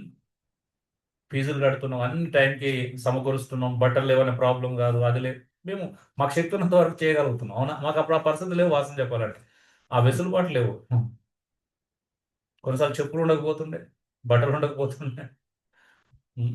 ఇప్పుడు కనీసం 2-3 జతలు అంటే బట్టలు, ఒక 5-6 జతలు, 2-3 జతలు చెప్పులు అన్ని అన్ని సమకూర్చగలుగుతాం. అప్పుడు కనీసం ఆ, టై లేకుండా, బెల్ట్ లేనప్పుడు, సాక్స్ లేక, బ్లాక్ షూ, వైట్ షూ లేక కూడా మేము దినాలు ఆడ బయట నిలబెట్టేవాళ్ళు రోజు గంట. టై లేనందుకు, బెల్ట్ లేనందుకు. అవి కొనుక్కోవడానికి మాకు అప్పటికి హాఫ్ ఇయర్ స్కూల్ అయిపోతుంది. తెలుసా మీకు? అంటే ఈ రోజు మీకు ఏంటి ప్రాబ్లం? అన్ని ఫెసిలిటీస్. అసలు మాకు ల్యాప్టాప్ తెలుసా? ఈరోజు ఫోన్లు, ల్యాప్టాప్ ఇవన్నీ ఇచ్చి తప్పు చేసినాం అనిపిస్తుంది ఒక్కోసారి. Utilise your time. దయచేసి మీ సమయాన్ని సద్వినియోగం చేసుకోండి ఒక ప్రయోజకులుగా. అంటే గ్రేట్ ఆపర్చునిటీ తెలుసా మీకు, ఒక మంచి అవకాశం. ఎగ్జాంపుల్ ఇప్పుడు ఆది ఒక స్థానం పెరిగింది ఒక రకంగా చెప్పాలంటే. ఎందుకంటే అబ్బి లేకపోవడం వల్ల అబ్బి స్థానం అంటే ఇంటికి కదా రెస్పాన్సిబుల్ పర్సన్ కావాలి. అవునా? పెద్ద కొడుకు అయినట్టు, ఎల్డర్ సన్ అంటే కూడా. అంటే అదొక పెద్ద ఆధిక్యత అది. అవును, తన స్థానం తినకు వచ్చిందని ఒక రకంగా చెప్పాలి. అది అర్థం చేసుకునే ఆలోచన కూడా చేయాలి తను, మోసం చెప్పాలి అంటే. అరే నేను ఇప్పుడు నా స్థానం వేరు, నేను చిన్నోని కాదు ఇప్పుడు. అవునా? కుటుంబానికి నేనే పెద్దవాడిని, నెక్స్ట్ రెస్పాన్సిబిలిటీ నాదే. ఆ కోణం ఉండాలన్నమాట. అలా ఉంటే ఏమైతే అంటే కాన్సన్ట్రేషన్ లెవెల్స్ కూడా పెరుగుతాయి. అవునా? బాధ్యత పెరుగుతూ ఉంటుంది, డిసిప్లిన్ పెరుగుతుంది. అవునా? అంటే ముందున్నోనికి ఉన్నంత బరువు బాధ్యతలు తర్వాత ఉన్న వాళ్ళకి తక్కువనే ఉంటాయి. అవునా? నిజమే కాదు? తీసుకుంటాను. తీసుకుంటే తప్పించి అంటిల్ అన్లెస్. చూడండి, గద్దింపును దేశించేవాడు అజ్ఞాని, దిద్దుబాటు నశించుకునేవాడు మూర్ఖుడు అండి. కరెక్షన్ని తిరస్కరించడం మూర్ఖత్వానికి ఒక సంకేతం. నీకోసమే కదా చెప్పింది, నీ మంచి కోసమే. సామెతలు 29:1. గద్దింపును తిరస్కరించేవాడు నాశనం అవుతాడు. 29:1. తెలుగు తరచుగా మందలింపబడి కఠినపడిన వాడు అకస్మాత్తుగా నాశనం అవుతాడు. గట్టిపడ్డ హృదయం త్వరితమైన నాశనానికి దారితీస్తుంది. గట్టిపడ్డ హృదయం అంటే ఏంటి? కఠినమైన హృదయం కదా, కఠిన మనస్సు, కఠిన హృదయం. చూడండి 29:1 చదువుతారు ఒకసారి, చదివి ఎన్నిసార్లు గద్దించినను లోబడని వాడు మరి తిరుగు లేకుండా హఠాత్తుగా నాశనం.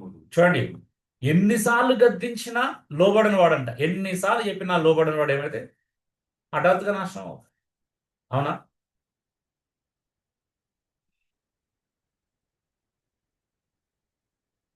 ఈరోజు తెలుసా మీకు, ఈవెన్ వైఫ్ అండ్ హస్బెండ్ ఇలాంటి ప్రాబ్లమ్స్ ఎక్కువైతున్నాయి ఈ మధ్యలో. అవునా? అయితే భర్త ఇప్పుడు భార్య నువ్వు ఇలా ఉండు, లేకపోతే అలా ఉండు అని చెప్పినా కూడా ఆ సంవత్సరాలు భరించి భరించి విడాకుల దగ్గర కూడా ఇక నువ్వు మారవు అనేటువంటి నిర్ణయానికి వచ్చే పరిస్థితి వస్తుంది. అవునా? ఎందుకు వస్తుంది? ఓపిక అయిపోయింది. చూడు, ఓపిక నశించిపోకూడదు. ఒక వ్యక్తి చెప్పి చెప్పి అలిసిపోయేంత చెప్పే పరిస్థితి తీసుకొచ్చుకోకూడదు, వాసన చెప్పాలి అంటే. నిజమే కదా? మనం ఏం చేస్తున్నాం అంటే పిల్లల విషయంలో వైఫ్ అండ్ హస్బెండ్, కుటుంబంలో, సంఘంలో నేను ఒక నాయకుడిగా అయినా, దేవుడైనా కూడా చెప్తే దేవుడు కూడా విసుకొస్తుంది. అవునా? విసుకొస్తుందా రాదా దేవునికి? మాట్లాడరేంటండి? దేవుడు కూడా విసుకొస్తుంది. అంటే విసుగనే మన భాషలో చెప్తున్నది, ఆయన భాషలో విసుగా అయినా కాకపోయినా మన భాషలో విసుగే ఒక రకంగా. అవునా? ఇస్రాయేల్ ప్రజలు చెప్పి చెప్పి చెప్పి దేవుడు మాట్లాడడం మానేసినా లేదు, విసుకొచ్చేసి. అవునా? 400 సంవత్సరాలు మాట్లాడలే, ప్రవక్తను పంపేలే. ఇప్పుడు నేను కూడా చెప్పి చెప్పి విసుకొస్తే ఏం చేస్తామంటే ఒక రోజు ఎంత ఎంత చెప్పినా కొన్ని విషయాలు మారట్లేదు అంటే ఏం చేస్తాం? చెప్పడం మానేస్తాం. చెప్పడం మానేందు ద్వారా నష్టమా లాభం మీరే చెప్పండి. ఇప్పుడు చెప్పినప్పుడేమో వినరు, చెప్పడం మానేస్తే ఏమంటో తెలుసా? ఇక అన్నం చెప్పడం మానేసిన వాడు ఇంకా వినాల్సిన అవసరం లేదు. దాన్ని కూడా అడ్వాంటేజ్ తీసుకుంటాం. అబ్బా మనం ఎంత వెరీ స్మార్ట్ పీపుల్ కదా. చెప్పడం మానేస్తేనే అడ్వాంటేజ్ తీసుకోండి. చెప్తేనేమో ఊరికే చెప్తున్నాడు విసుగొస్తుందని అంటారు. అవునా? చెప్పడం మానేస్తే అబ్బాయి ఇక చెప్పడమే మానేసింది కాబట్టి ఇక మనకు దాన్ని ఏం చేయాలో అడ్వాంటేజ్ తీసేసుకోవాలి. ఏమంటావు ఐజాక్? అలా అన్నమాట. Correct. అట్లా అయిపోయింది పరిస్థితి ఇప్పుడు. సో అందుకే గద్దింపును ఎన్నిసార్లు చెప్పినా గద్దించబోతే అకస్మాత్తుగా వస్తారట నాశనం. చూడండి, ఒక్కసారి సమాజంలోకి వెళ్ళి జీవితాలను గమనించండి, తెలుస్తుంది మీకు. ఉం? ఆ రోడ్డు మీద అడుక్కునే వాళ్ళు కావచ్చు, పిచ్చోళ్ళు అయి తిరుగుతున్న వాళ్ళు, మంచి మంచి మేధావులు ఉన్నారు తెలుసా అందులో. ఒకసారి బాలనగర్లో అనుకుంటా అక్కడ ఆగితే అసలు ఇంగ్లీష్ ఎంత ఫ్లూయెంట్ గా మాట్లాడుతున్నాడు తెలుసా, నేను షాక్ అయినా. ఏం ప్రభు, మాకు కూడా రాదు ఆ ఇంగ్లీష్. ఇంగ్లీష్ లో బెగ్ చేస్తున్నాడు ముసలాయన, తెల్ల గ్రే హెయిర్స్ వచ్చినాయి ముసలాయన. ఆ మధ్యలో ఇంటర్వ్యూ చేసాను కదా, ఏదో యూనివర్సిటీలో చదువుకున్నాడంట. కేంబ్రిడ్జ్ లో చదువుకొని ఆడుకుంటున్నా. మన వాళ్ళే, హైదరాబాద్.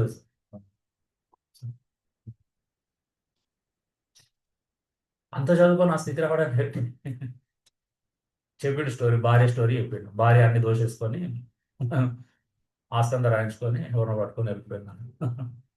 చెప్పేటోడు లేక, అవునా? ఇవన్నీ ఎందుకు జరుగుతున్నాయి? చెప్పేటోడు లేక, అవునా? అదే ప్రాబ్లం. మన జీవితంలో మన చుట్టూ జరుగుతున్నటువంటి అన్ని నష్టాలకు, అన్ని సమస్యలకు కారణం చెప్పేటోడు లేకనే. అంతే కదా? రేపులు జరగడం, హత్యలు జరిగిన, ఆ, ఇవన్నీ జరుగుతున్నాయి. ఆస్తి దోసుకోవడం, రూపాయి కోసం కూడా హత్య చేసేటోళ్ళు ఉన్నారు అంటే ఆలోచించండి.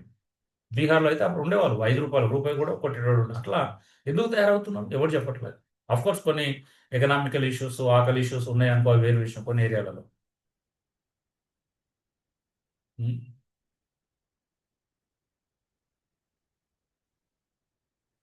ఏం చేయాలో చెప్పండి. గద్దింపును విని నడుచుకోకపోతే ప్రమాదం. సామెతలు 1:30-31 చదువుతారా? దేవుడు చూడండి ఎలా పాపోతున్నాడు చూడండి.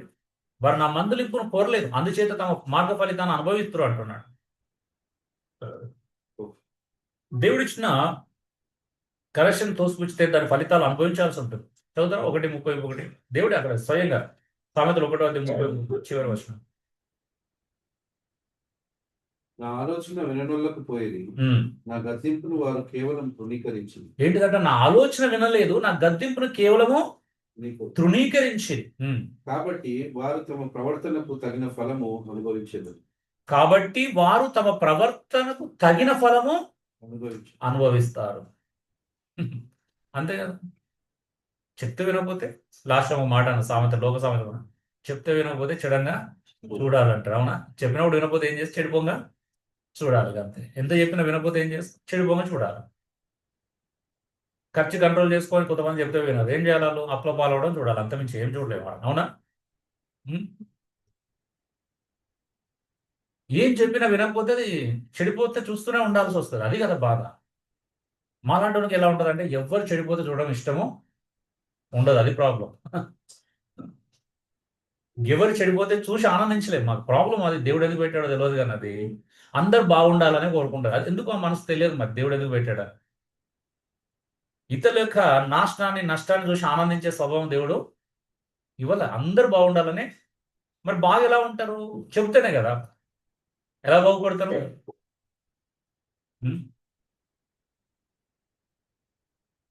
అన్న వాళ్ళకి తెలుసు, అమలాపురంలో ఒక సహోదరుడు ఫ్యామిలీ ఉంది. రోజు నేను ఫోన్ చేశాను. ఫోన్ చేస్తే ఎక్కడున్నావు అంటే, నేను చెన్నై వెళ్తున్నాను, మద్రాసులో ఉన్నా. ఎందుకు అన్న దుబాయ్ వెళ్ళిపోతున్నా, ఇక నాకు ఇక్కడ అవుతలేదు, ఆర్థికంగా చాలా ఇబ్బందులు ఉన్నాయన్న. అంతే. అదేంటి? యంగ్స్టర్స్, 2 అమ్మాయిలు, చిన్న యంగ్స్టర్స్ గా, చిన్న పిల్లలు, 7-8 years ఏజ్. ఎన్ని సంవత్సరాలు పోతాడో? 3-4 సంవత్సరాలు. నువ్వు కేవలం ఎకనామికల్గా ఆలోచిస్తున్నావు, నీ పిల్లలు ఏమైపోతారో ఆలోచించినావు అని అడిగాను. నీ పిల్లల మధ్యలో ఉండే లవ్ అండ్ ఎఫెక్షన్, తండ్రి దూరం ఉంటే ఏమవుతుందో నీకు తెలుసా? ఆడపిల్లల మీద ఎలాంటి ప్రభావం పడుతుందో తెలుసు. రెండో, స్థానిక సంఘంలో నేను ఒక ఎల్డర్గా నేను పెట్టాను అక్కడ. సో సంఘం యొక్క పరిస్థితి ఏంటి ఆలోచించావా? నెక్స్ట్, సహవాసం పరిస్థితి ఆలోచించావా? ఒక నిర్ణయం ఎకనామికల్ కాదు, ఆధ్యాత్మికంగా, ఫ్యామిలీ పరంగా తీసుకోవాలి. ఒకవేళ నువ్వు ఎకనామికల్గా అనుకుంటే ఇక్కడ ఎప్పుడు ట్రై చేసినావు, పోనీ ఇక్కడ విఫలమైన ట్రై చేసి అంటే ఏం లేదన్నా. మరి ఎందుకు ట్రై చేయలేదు? 2 గంటలు కౌన్సిలింగ్ చేసాను. నా వైఫ్ ఉంది. నెక్స్ట్ మార్నింగ్ కాల్ వచ్చింది, అన్న రిటర్న్ వచ్చిన అన్నాడు. దుబాయ్ నుంచి కాదు, చెన్నై నుంచి రిటర్న్ వచ్చేసిన తర్వాత మరి నెక్స్ట్ ఏంటి అంటే నేను కొన్ని ప్లాన్ చెప్పాను. క్రాబ్స్ ఇక్కడ మరి మీరు అక్కడ అమలమైన క్రాబ్స్ అంతా మేము ఇక్కడ అమ్మి పెడతాము, ఇట్లా కొన్ని క్రాబ్స్ కావచ్చు, ఫిష్ కావచ్చు, ఇంకేమైనా ఉంటే చేద్దాం వేరే వేరే బిజినెస్ లా ఆలోచన చేసి ఇంకో సహోదరం ద్వారా ఇంకో బిజినెస్ ఏంటి అంటే పూరి మేకింగ్ విజయవాడ నుండి మిషన్ తీసుకెళ్ళాడు, ఇంట్లో పెట్టుకున్నాడు. అప్పటికే కొత్తిల్లు కట్టుకున్నాడు అనమాట. పెట్టేసుకున్నాడు. ఆ బిజినెస్ ఎట్లా క్లిక్ అయింది అని అంటే నెక్స్ట్ టైం ఫోన్ చేశాడు.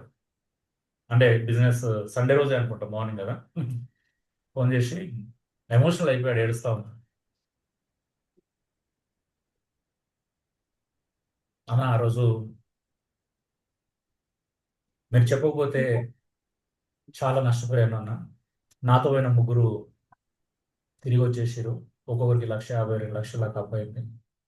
పోయిన డబ్బులన్నీ వేస్ట్ అయిపోయినాయి.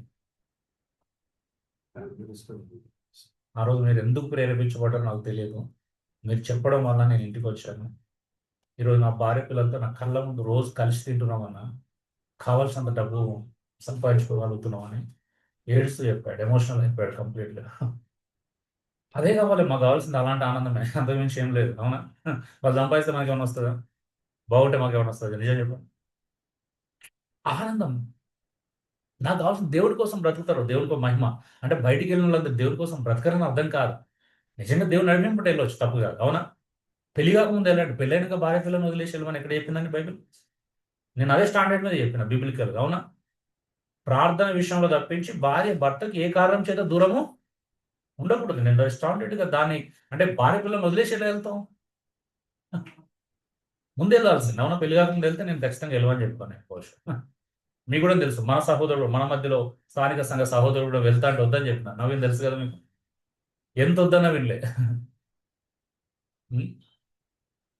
నెల రోజుల పంపించేసారు. సో కొంతమందికి మనం గద్దిస్తాం, సలహాలు ఇస్తాం. కొంత పెళ్లిలో చెప్పారు, ఒక వ్యక్తి 2 పెళ్లిళ్ళు చేసుకోవద్దని చెప్తే వినలే. అవునా? మీరు పెళ్లి చేసుకుంటే 3 నెలల్లో విడిపోతారు, మీరు కలిసి ఉండలేరు అని చెప్తే వినలే. బలవంత చెట్టు అంటే ఛాలెంజ్ పెళ్లి చేసుకున్నాను, 3 నెలలు కూడా కాలేదు చెప్పిన దానికంటే నెల రోజుల ముందే విడిపోయారు. అంటే ఇప్పుడు నేను గొప్ప చెప్పట్లేదు, నేను చెప్పినందుకు అలా జరిగిందని చెప్పట్లా. తప్పుగా అర్థం చేసుకోవద్దు దీన్ని. అవునా? దేవుడు నాయకులకు కొన్ని ఎందుకో మరి ఆ జ్ఞానం ఉన్నప్పుడు ఆ జ్ఞానాన్ని స్వీకరించకపోతే ప్రాబ్లం చెప్తున్నా. ఇప్పటికి ఆ వ్యక్తి ఎక్కడ ఉన్నాడో కూడా తెలియదు మనకు. అవునా? అడ్రస్ లేదు ఇప్పటికి ఆ వ్యక్తి. స్థానిక సంఘం అంటే ఏదైనా మంచి చెప్తే ఏమవుతుంది అని అంటే వినకపోతే ప్రమాదం. అవునా? అది ఇంకా దైవికమైనది అయితే ఇంకా ప్రమాదం కదా. ఓకే, నా సొంత జ్ఞానం చేత నా స్వార్థంతో చెప్తే వినద్దు. అవునా? అందులో నాకేం స్వార్థం? అవునా? వాళ్ళిద్దరు పెళ్లి చేసుకోవడానికి నష్టమా? నాకు వ్యక్తిగత నష్టం ఉంటుందా? ఏ స్వార్థం ఉండదు.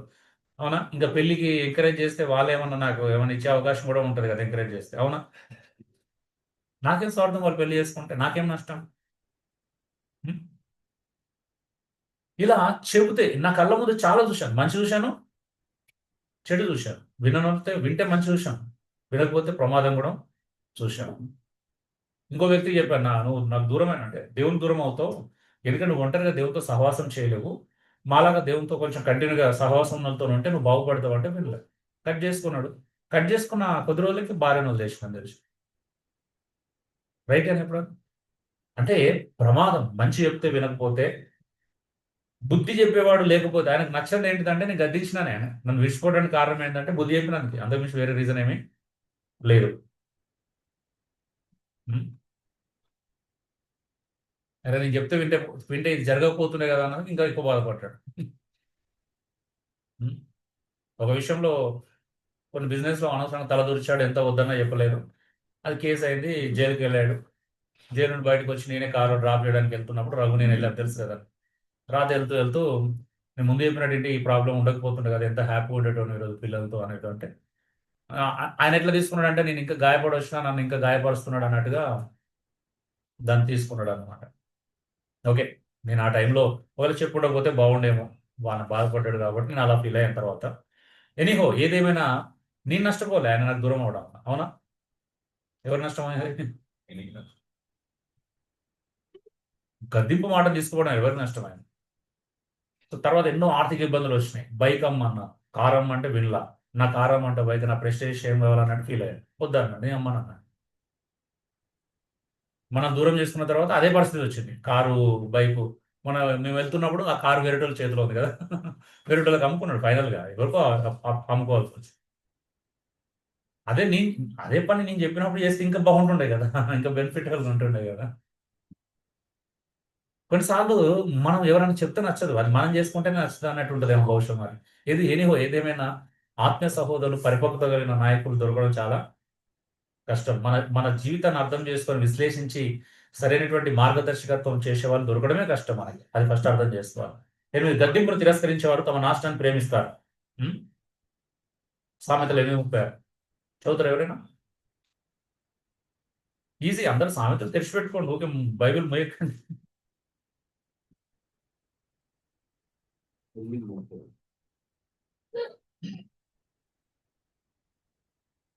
నన్ను కనుగొనని వాడు తనకే హాని చేసుకోను. ఉం.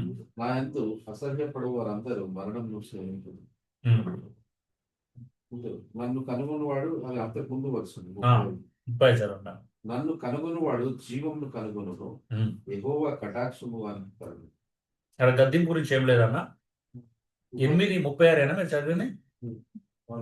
ఓకే, మిస్ అయినట్టుంది అక్కడైతే. దాని ముందు అటు ఇటు. ఓకే. ఆ, గద్దింపును తిరస్కరించేవారు తమ నాష్టాన్ని ప్రేమిస్తారు. చూడండి, నన్ను ద్వేషించేవారు మరణమును ప్రేమించుదురు అని ఉంటుంది అక్కడ, అసలు వాసన చెప్పాలంటే.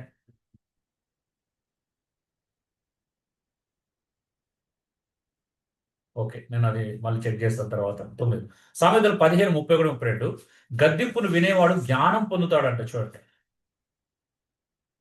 చదవండి ఒకసారి.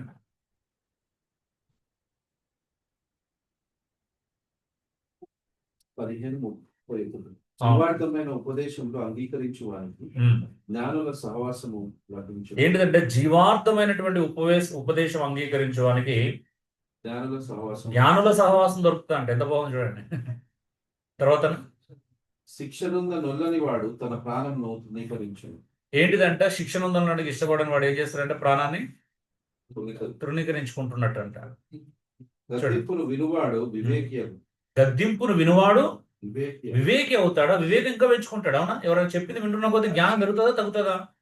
వివేకం పెరుగుతూ ఉంటది, వివేకం పెరుగుతూ ఉంటది. సో దిద్దుబాటును శ్రద్ధగా వినువాడు జ్ఞానంలో నివసించును, దిద్దుబాటును తిరస్కరించేవాడు తన ప్రాణాన్ని ద్వేషిస్తాడు. సో సెల్ఫ్ డిస్ట్రక్షన్ అన్నమాట. అవునా?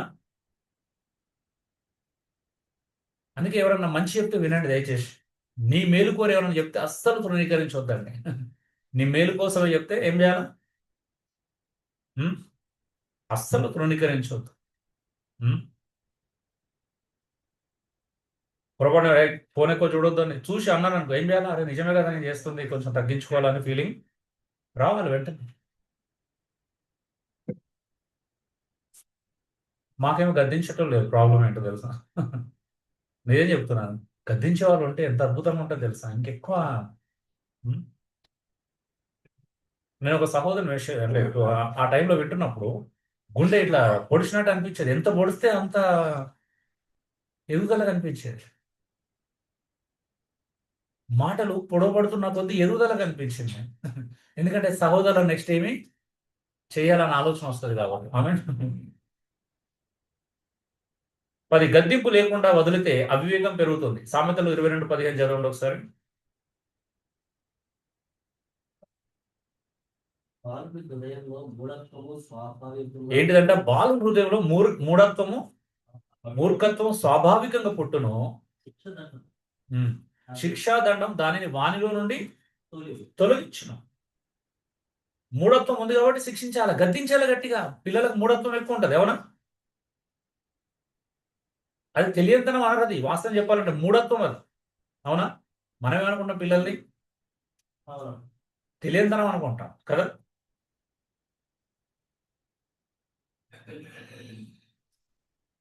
అది తెలియనితనం కాదు, అది ఒక మూర్ఖత్వం అనమాట. పిల్లలు స్వాభావికంగా ఉండే మూర్ఖత్వం వల్ల చాలా పనులు చేస్తారు. స్విచ్ బోర్డులలో నిలబెట్టడం మూర్ఖత్వమా? అది తెలియనితనమా? మనకు తెలియనితనం, కానీ అది ఒక రకమైన మూఢత్వం అది. అవునా? మూఢత్వం అంటే జ్ఞానం లేకపోవడం. దాన్ని ఏం చేయాలా? చెప్పాలి. వస్తువులు ఇసిరేస్తారు కొన్నిసార్లు, ఏదో చేస్తూ ఉంటారు పిల్లలు, అవునా? కొంచెం తెలియక చేసినట్టు అనిపిస్తుంది, కానీ నేర్పించాలి. తెలియదని వదిలేస్తారా, నేర్పించాలా? నేర్పిస్తే నేర్చుకుంటారు. ఉం? బట్టలు ఎలా వేసుకోవాలి, ఏదైనా నేర్పిస్తేనే నేర్చుకుంటారు, అవునా? కూర్చున్నప్పుడు ఎలా కూర్చోవాలి, నిలబడితే ఎలా నిలబడాలి. మీకు తెలుసా, ఫారిన్ కంట్రీస్లో నాకు ఇది భలే నచ్చుతుంది. పిల్లల్ని, ఆడపిల్లల్ని ట్రైన్ చేస్తారు అన్న భలేగా. ఒక ఫ్రాక్ వేసుకున్నారు అనుకో, ఇప్పుడు హాఫ్ స్కాట్ వేసుకున్నారు, ఫ్రాక్ వేసుకున్నారు, వాళ్ళకి నేర్పిస్తారు, ఎట్లా కూర్చోవాలి నేర్పిస్తారు. అంటే లెగ్స్ మధ్యలో గ్యాప్ కనిపించకుండా కూర్చున్నప్పుడు ఎలా కూర్చోవాలి, కింద ఒక వస్తువు పడితే ఎలా తీసుకోవాలి. ఉం? ఒక నైటీ మీద ఉన్నావు, లేకపోతే నువ్వు ఒక ఉం, అదిగా ఉన్నావు, ఇప్పుడు ఏం చేయాలి? కింద వస్తువు పెడితే డైరెక్ట్ బెండ్ కానివ్వరాదు. బెండే తీసుకోవడం రాంగ్ అంటారు. స్త్రీలు ఏం చేయాలా? రైట్ హ్యాండ్ ఇక్కడ అడ్డు పెట్టుకొని ఇలా తీసుకోవాలి, చెస్ట్ కి అడ్డు పెట్టుకో. మనం ఇవన్నీ తెలియదు, నేర్పించడం నేర్చుకోవాలి. చిన్నపిల్ల- చిన్నపిల్లలు తర్వాత తెలుసుకుంటారు. చిన్నపిల్లల తర్వాత తెలుస్తుంది. కూర్చుంటప్పుడు ఎలా కూర్చోండి, లోపల ఇన్నర్ వేర్ కనిపించకుండా కూర్చొని నేర్పించాలి, అవునా? ఎందుకు కనిపించాలి, అవునా? రైట్ కాదు అది, నిజమే కాదండి. ఉం? చిన్నపిల్లల 2 years అయినా 3 years అయినా ఎందుకు కనిపించాలి, అవునా? సో పిల్లలకి నేర్పించాలండి.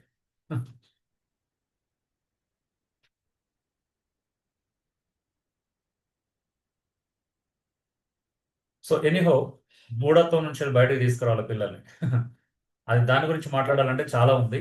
సో ఇప్పుడు పిల్లల కాంటెక్స్ట్ కాదు కాబట్టి సహజంగా ఈ గద్దింపు అనేది నేను అన్ని కోణాల్లో చెప్తున్నాను. నేను ఆల్రెడీ ఇంట్రడక్షన్లో చెప్పాను. ఫ్యామిలీ కోణంలో, తల్లిదండ్రుల పిల్లల కోణంలో, సంఘ నాయకుడు సంఘం కోణంలో, దేవుడు విశ్వాసుల కోణం, అన్ని కోణాల్లో చూసుకోవాలి. గద్దింపు గురించే మాట్లాడినప్పుడు ఎవరు ఎవరిని గద్దించడం గురించి కాదు ఇక్కడ. ఓకే, గద్దింపు అనేది ఇంపార్టెంట్. గద్దింపు కరెక్షన్ లేకపోతే దిద్దుబాటు జరగదు. 2 తిమోతి 3:16 అనుకుంటా దిద్దుబాటు, గద్దింపు అనేది ఉంటుంది కదా, దిద్దుబాటు అనే దగ్గర ఎపనార్తెసిస్ అనే గ్రీక్ పదం ఉంటుంది. చాలా డెప్త్తో కూడినటువంటి దిద్దుబాటు అనేది చాలా ప్రాముఖ్యమైనది.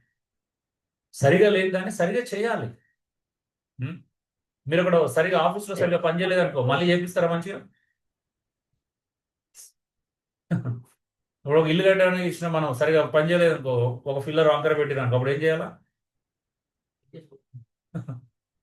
దాన్ని మార్చుకుంటామా, లేక వదిలేస్తామా, పోనీలే అనుకుంటామా? ఉం? అవి వేరు, కానీ ఇక్కడ జీవితం, అవునా? ఇక్కడ జీవితం, లైఫ్, ఇది లైఫ్ సంబంధించింది. ఆ? మన పిల్లల్ని లోకానికి ఒక వెలుకరంగా మార్చాలి అంటే ఇవన్నీ నేర్పించాలి, అన్ని నేర్పించాలి. మన పిల్లలు లోకం చూస్తే, మన పిల్లలు చూసి నేర్చుకోవాలి లోకం. మన పిల్లలు లోకంతో కంపేర్ చేస్తే అధ్వానంగా ఉన్నారు తెలుసా. కొంతమంది పిల్లలు లోకంతో కంపేర్ చేస్తే ఘోరంగా ఉంటారు. మీరు కంపేర్ చేసి చూడండి, అన్నిల పిల్లల కంటే మన పిల్లలకు దారుణంగా ఉంటున్నారు వాస్తవం చెప్పాలంటే కొన్ని ఏరియాలలో, అవునా? ఫ్యాక్ట్ కాదు అది. నేను ఇది ప్రాక్టికల్ ప్రూవ్ చేస్తాను. ఇప్పుడు మన కాలేజీలో ప్రూవ్ చేస్తాను, పక్క దూరం కూడా అవసరం లేదు నాకు. తప్పుగా అనుకోవద్దు, ఎందుకంటే చూస్తున్నాను కాబట్టి. ఒక బుక్ లేదు, ఏం లేదు, వాళ్ళకి ఎవరు చెప్తారు? అన్నులు డిసిప్లిన్ చూడండి ఎంత బాగుంటారు పిల్లలు కొంతమంది. ఉం?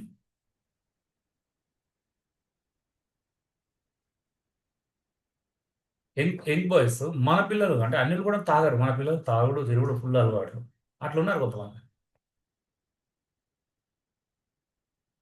Christian family background, Christian parents, Christian బంధువులు, మాకైతే అసలు అది ఆ టచ్ కూడా తెలియదు, క్రిస్టియన్ ఫ్యామిలీ బ్యాక్గ్రౌండ్ టచ్.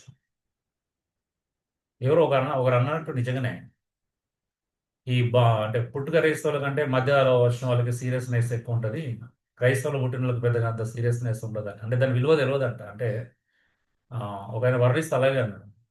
ఉం? గంధపు చెక్కల వాసన గాడిదకేం తెలుసు అన్నట్టు క్రీస్తు యొక్క విలువ అందులో పుట్టిన వాళ్ళు తెలియదంట చాలా మంది. అందుకే మీరు మెయిన్ లైన్ చర్చెస్లో చూడండి, ఒక్కసారి వెళ్ళి చూడండి మెయిన్ లైన్ చర్చెస్, నిజంగా ఉంటుందా క్రీస్తు విలువ?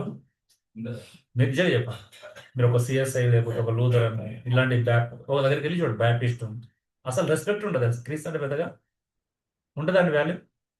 అస్సలు ఎవరు వాల్యూ క్రీస్తుకి, వాళ్ళ రాజకీయాలకు డబ్బుకి వాళ్ళకి వాల్యూ ఉంటుంది అక్కడ, అవునా?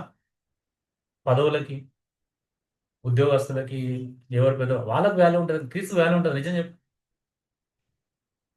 తెలియదు, అందుకే మాలాంటి వాళ్ళకి అది బంగారం. అదే దొరకడమే భాగ్యం. క్రీస్తు దొరకడం ఎంత ధన్యతగా ఫీల్ అవుతామంటే, అబ్బా ఇంత గొప్ప దేవుడిని తెలుసుకున్నాం అనే ఫీలింగ్. అంటే అలా అని మెయిన్లైన్ అందరూ అలా ఉంటారన్న భావం కాదు. తప్పుగా అనుకోవద్దు దయచేసి. ఎక్కువ మంది గురించి మాట్లాడుతున్నా. మొత్తానికి ఉండరాని కాదు. అందులో మంచి మంచి భక్తులు ఉన్నారు. అందులో నో డౌట్ ఉన్నారు. మంచి మంచి విశ్వాసులు ఉన్నారు. విశ్వాస వీళ్ళు ఉన్నారు. దేవుని కోసం విశ్వాసంతో బ్రతికిన వాళ్ళు వందల సంఖ్యలో ఉన్నారు. అందులో నాకు డౌట్. కానీ ఎక్కువ మంది గురించి మాట్లాడుతున్నాను. నేనేం మాట్లాడిన ఒక సూత్రాన్ని ఎప్పుడు గుర్తుపెట్టుకోండి. నేను ఎప్పుడు 90/10 ప్రిన్సిపల్ మీద మాట్లాడతాను. ఓకే, దాని అర్థం ఏంటి అంటే ఎక్కువ 90% ఎక్కువ ప్రాబ్లమ్ మాట్లాడతాను. అంటే 10% మంచోళ్ళు లేరని కాదు నా అర్థం. ఆ సూత్రాన్ని ఎప్పుడు మనసులో పెట్టుకో. నేను ఏం మాట్లాడినా దాన్ని నెగిటివ్ తీసుకోవద్దు. దాన్ని ఎప్పుడు అందరిని ఇలాగే అంటాడు అన్నట్టు తీసుకోవద్దు దయచేసి. అంటే విమర్శనాత్మకంగా తీసుకోవద్దు. వాస్తవంగా మాట్లాడినా విమర్శ నాది. మీకు విమర్శ అనిపిస్తే ఒకసారి వెళ్ళి చూద్దాం. ఈ మాసం అంతా తిరుగుదాం, అవునా? మెదక్ వెళ్దాం, సేసే వెళ్దాం, లూథరన్ వెళ్దాం, అన్ని తిరిగి వద్దాం, అవునా? కొట్టుకొని చస్తున్నారు మనందరూ తెలుసు. వీడియోలు కూడా వస్తున్నాయి, అవునా? మా ఫోర్ ఫాదర్స్ అంతా క్రిస్టియన్స్ మెంబర్స్ ఉన్నారు, లీడర్స్ మన- అని చెప్తారు చాలా మంది. ఇది క్రీస్తు గురించి ఎక్కువ మాట్లాడారు. మన లక్నీకే పోలే కదా ఒక చర్చ్, లూథరన్ చర్చ్ కొట్టుకున్నారు కదా రక్తాలతో. కోర్టు కేసు కూడా అయింది. ఇది కాదు మనం నేర్చుకునే క్రైస్తవం. అసలు గద్దింపు అనేది క్రీస్తు విలువివ్వండి దయచేసి. చివరిగా మొత్తం సారాంశం. Warnings about rejecting rebuke in proverbs. గద్దింపును ద్వేషించేవాడు మూర్ఖుడు, గద్దింపును తిరస్కరించేవాడు నాశనం అవుతాడు. గద్దింపు వింటే జ్ఞానము, జీవితం, గౌరవం లభిస్తాయి. గద్దింపును అసహించుకుంటే పేదరికం, అవమానం, ప్రమాదం వస్తాయి. హృదయాన్ని గట్టి చేసుకుంటే అకస్మాత్తుగా, అంటే కఠిన హృదయం చేసుకుంటే అకస్మాత్తుగా నాశనము వస్తుంది. చెప్పి కూడా రాదు నేను వస్తున్నాను అన్నది. సో ఇది అండి. కాబట్టి సీరియస్గా తీసుకుందాం. కరెక్షన్ ఎప్పుడు చేసినా సీరియస్గా తీసుకోండి. ఎవరైనా సమయానికి రమ్మంటే సమయాన్ని సీరియస్గా తీసుకోవాలి.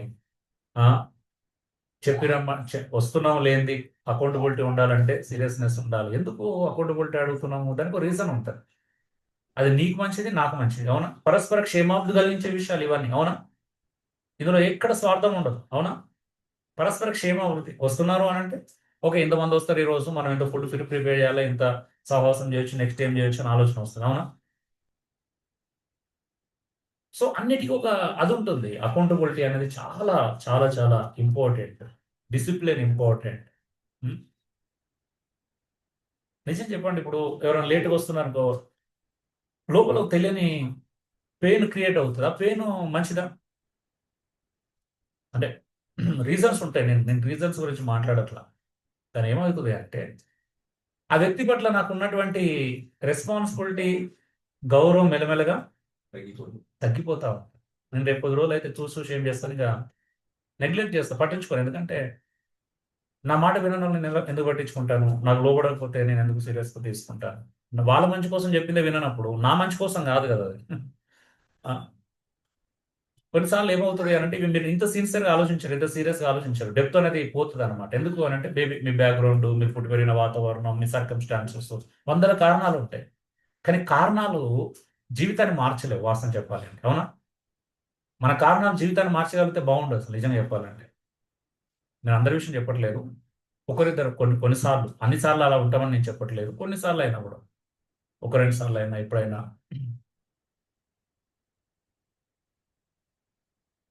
అప్పుడు ఏమవుతుంది అని అంటే అది మెల్లమెల్లగా లిస్టులోకి వెళ్ళి తొలగిపోతారు వాళ్ళు. అంటే మెయిన్ లిస్ట్ ఉంటుంది కదా, మనం మెయిన్ లిస్ట్లో కొంతమందిని పెట్టుకుంటాం. వాళ్ళ నాయకులు తీర్చిదిద్దాలి, ఇలా చేయాలి, అలా చేయాలి, ముందు వస్తే వాళ్ళతో ఇలా మాట్లాడి కొన్ని సిద్ధపరచాలి, ఇట్లా అనిపిస్తాయి కదా, అవన్నీ చేయలేము.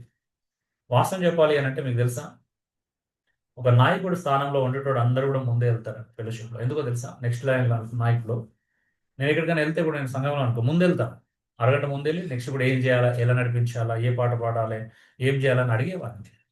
గంట ముందు వెళ్ళేవాడిని.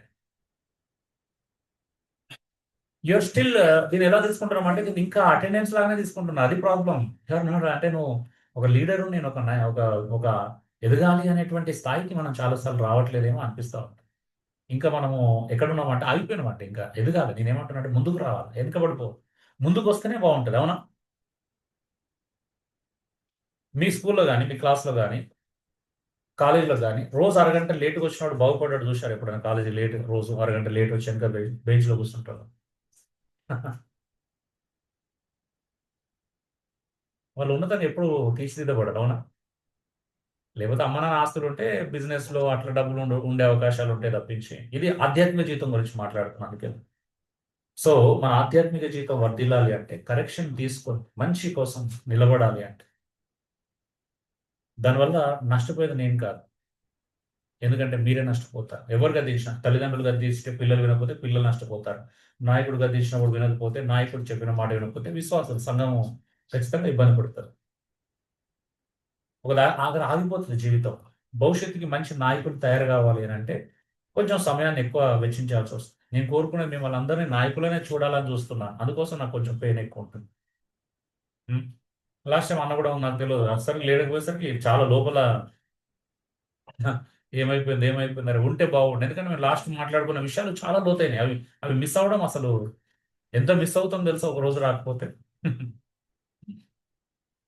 దేవుడు ఎప్పుడు ఏం ప్రేరేపిస్తాడో తెలియదు. అవునా?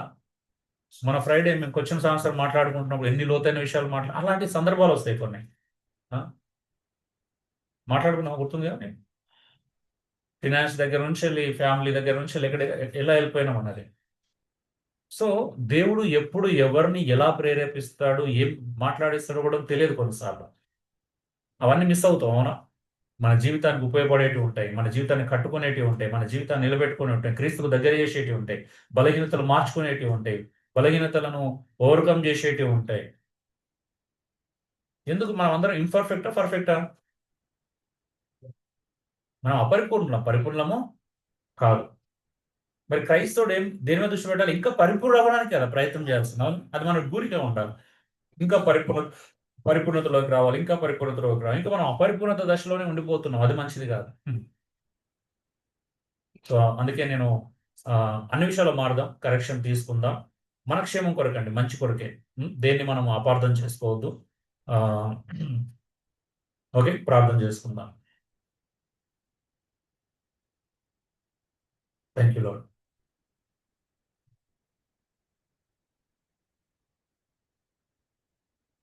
అబ్రహాము తల్లిదండ్రులాగా, పార్లమెంట్ సభ్యుల కార్ల తల్లిలాగా, చార్లెస్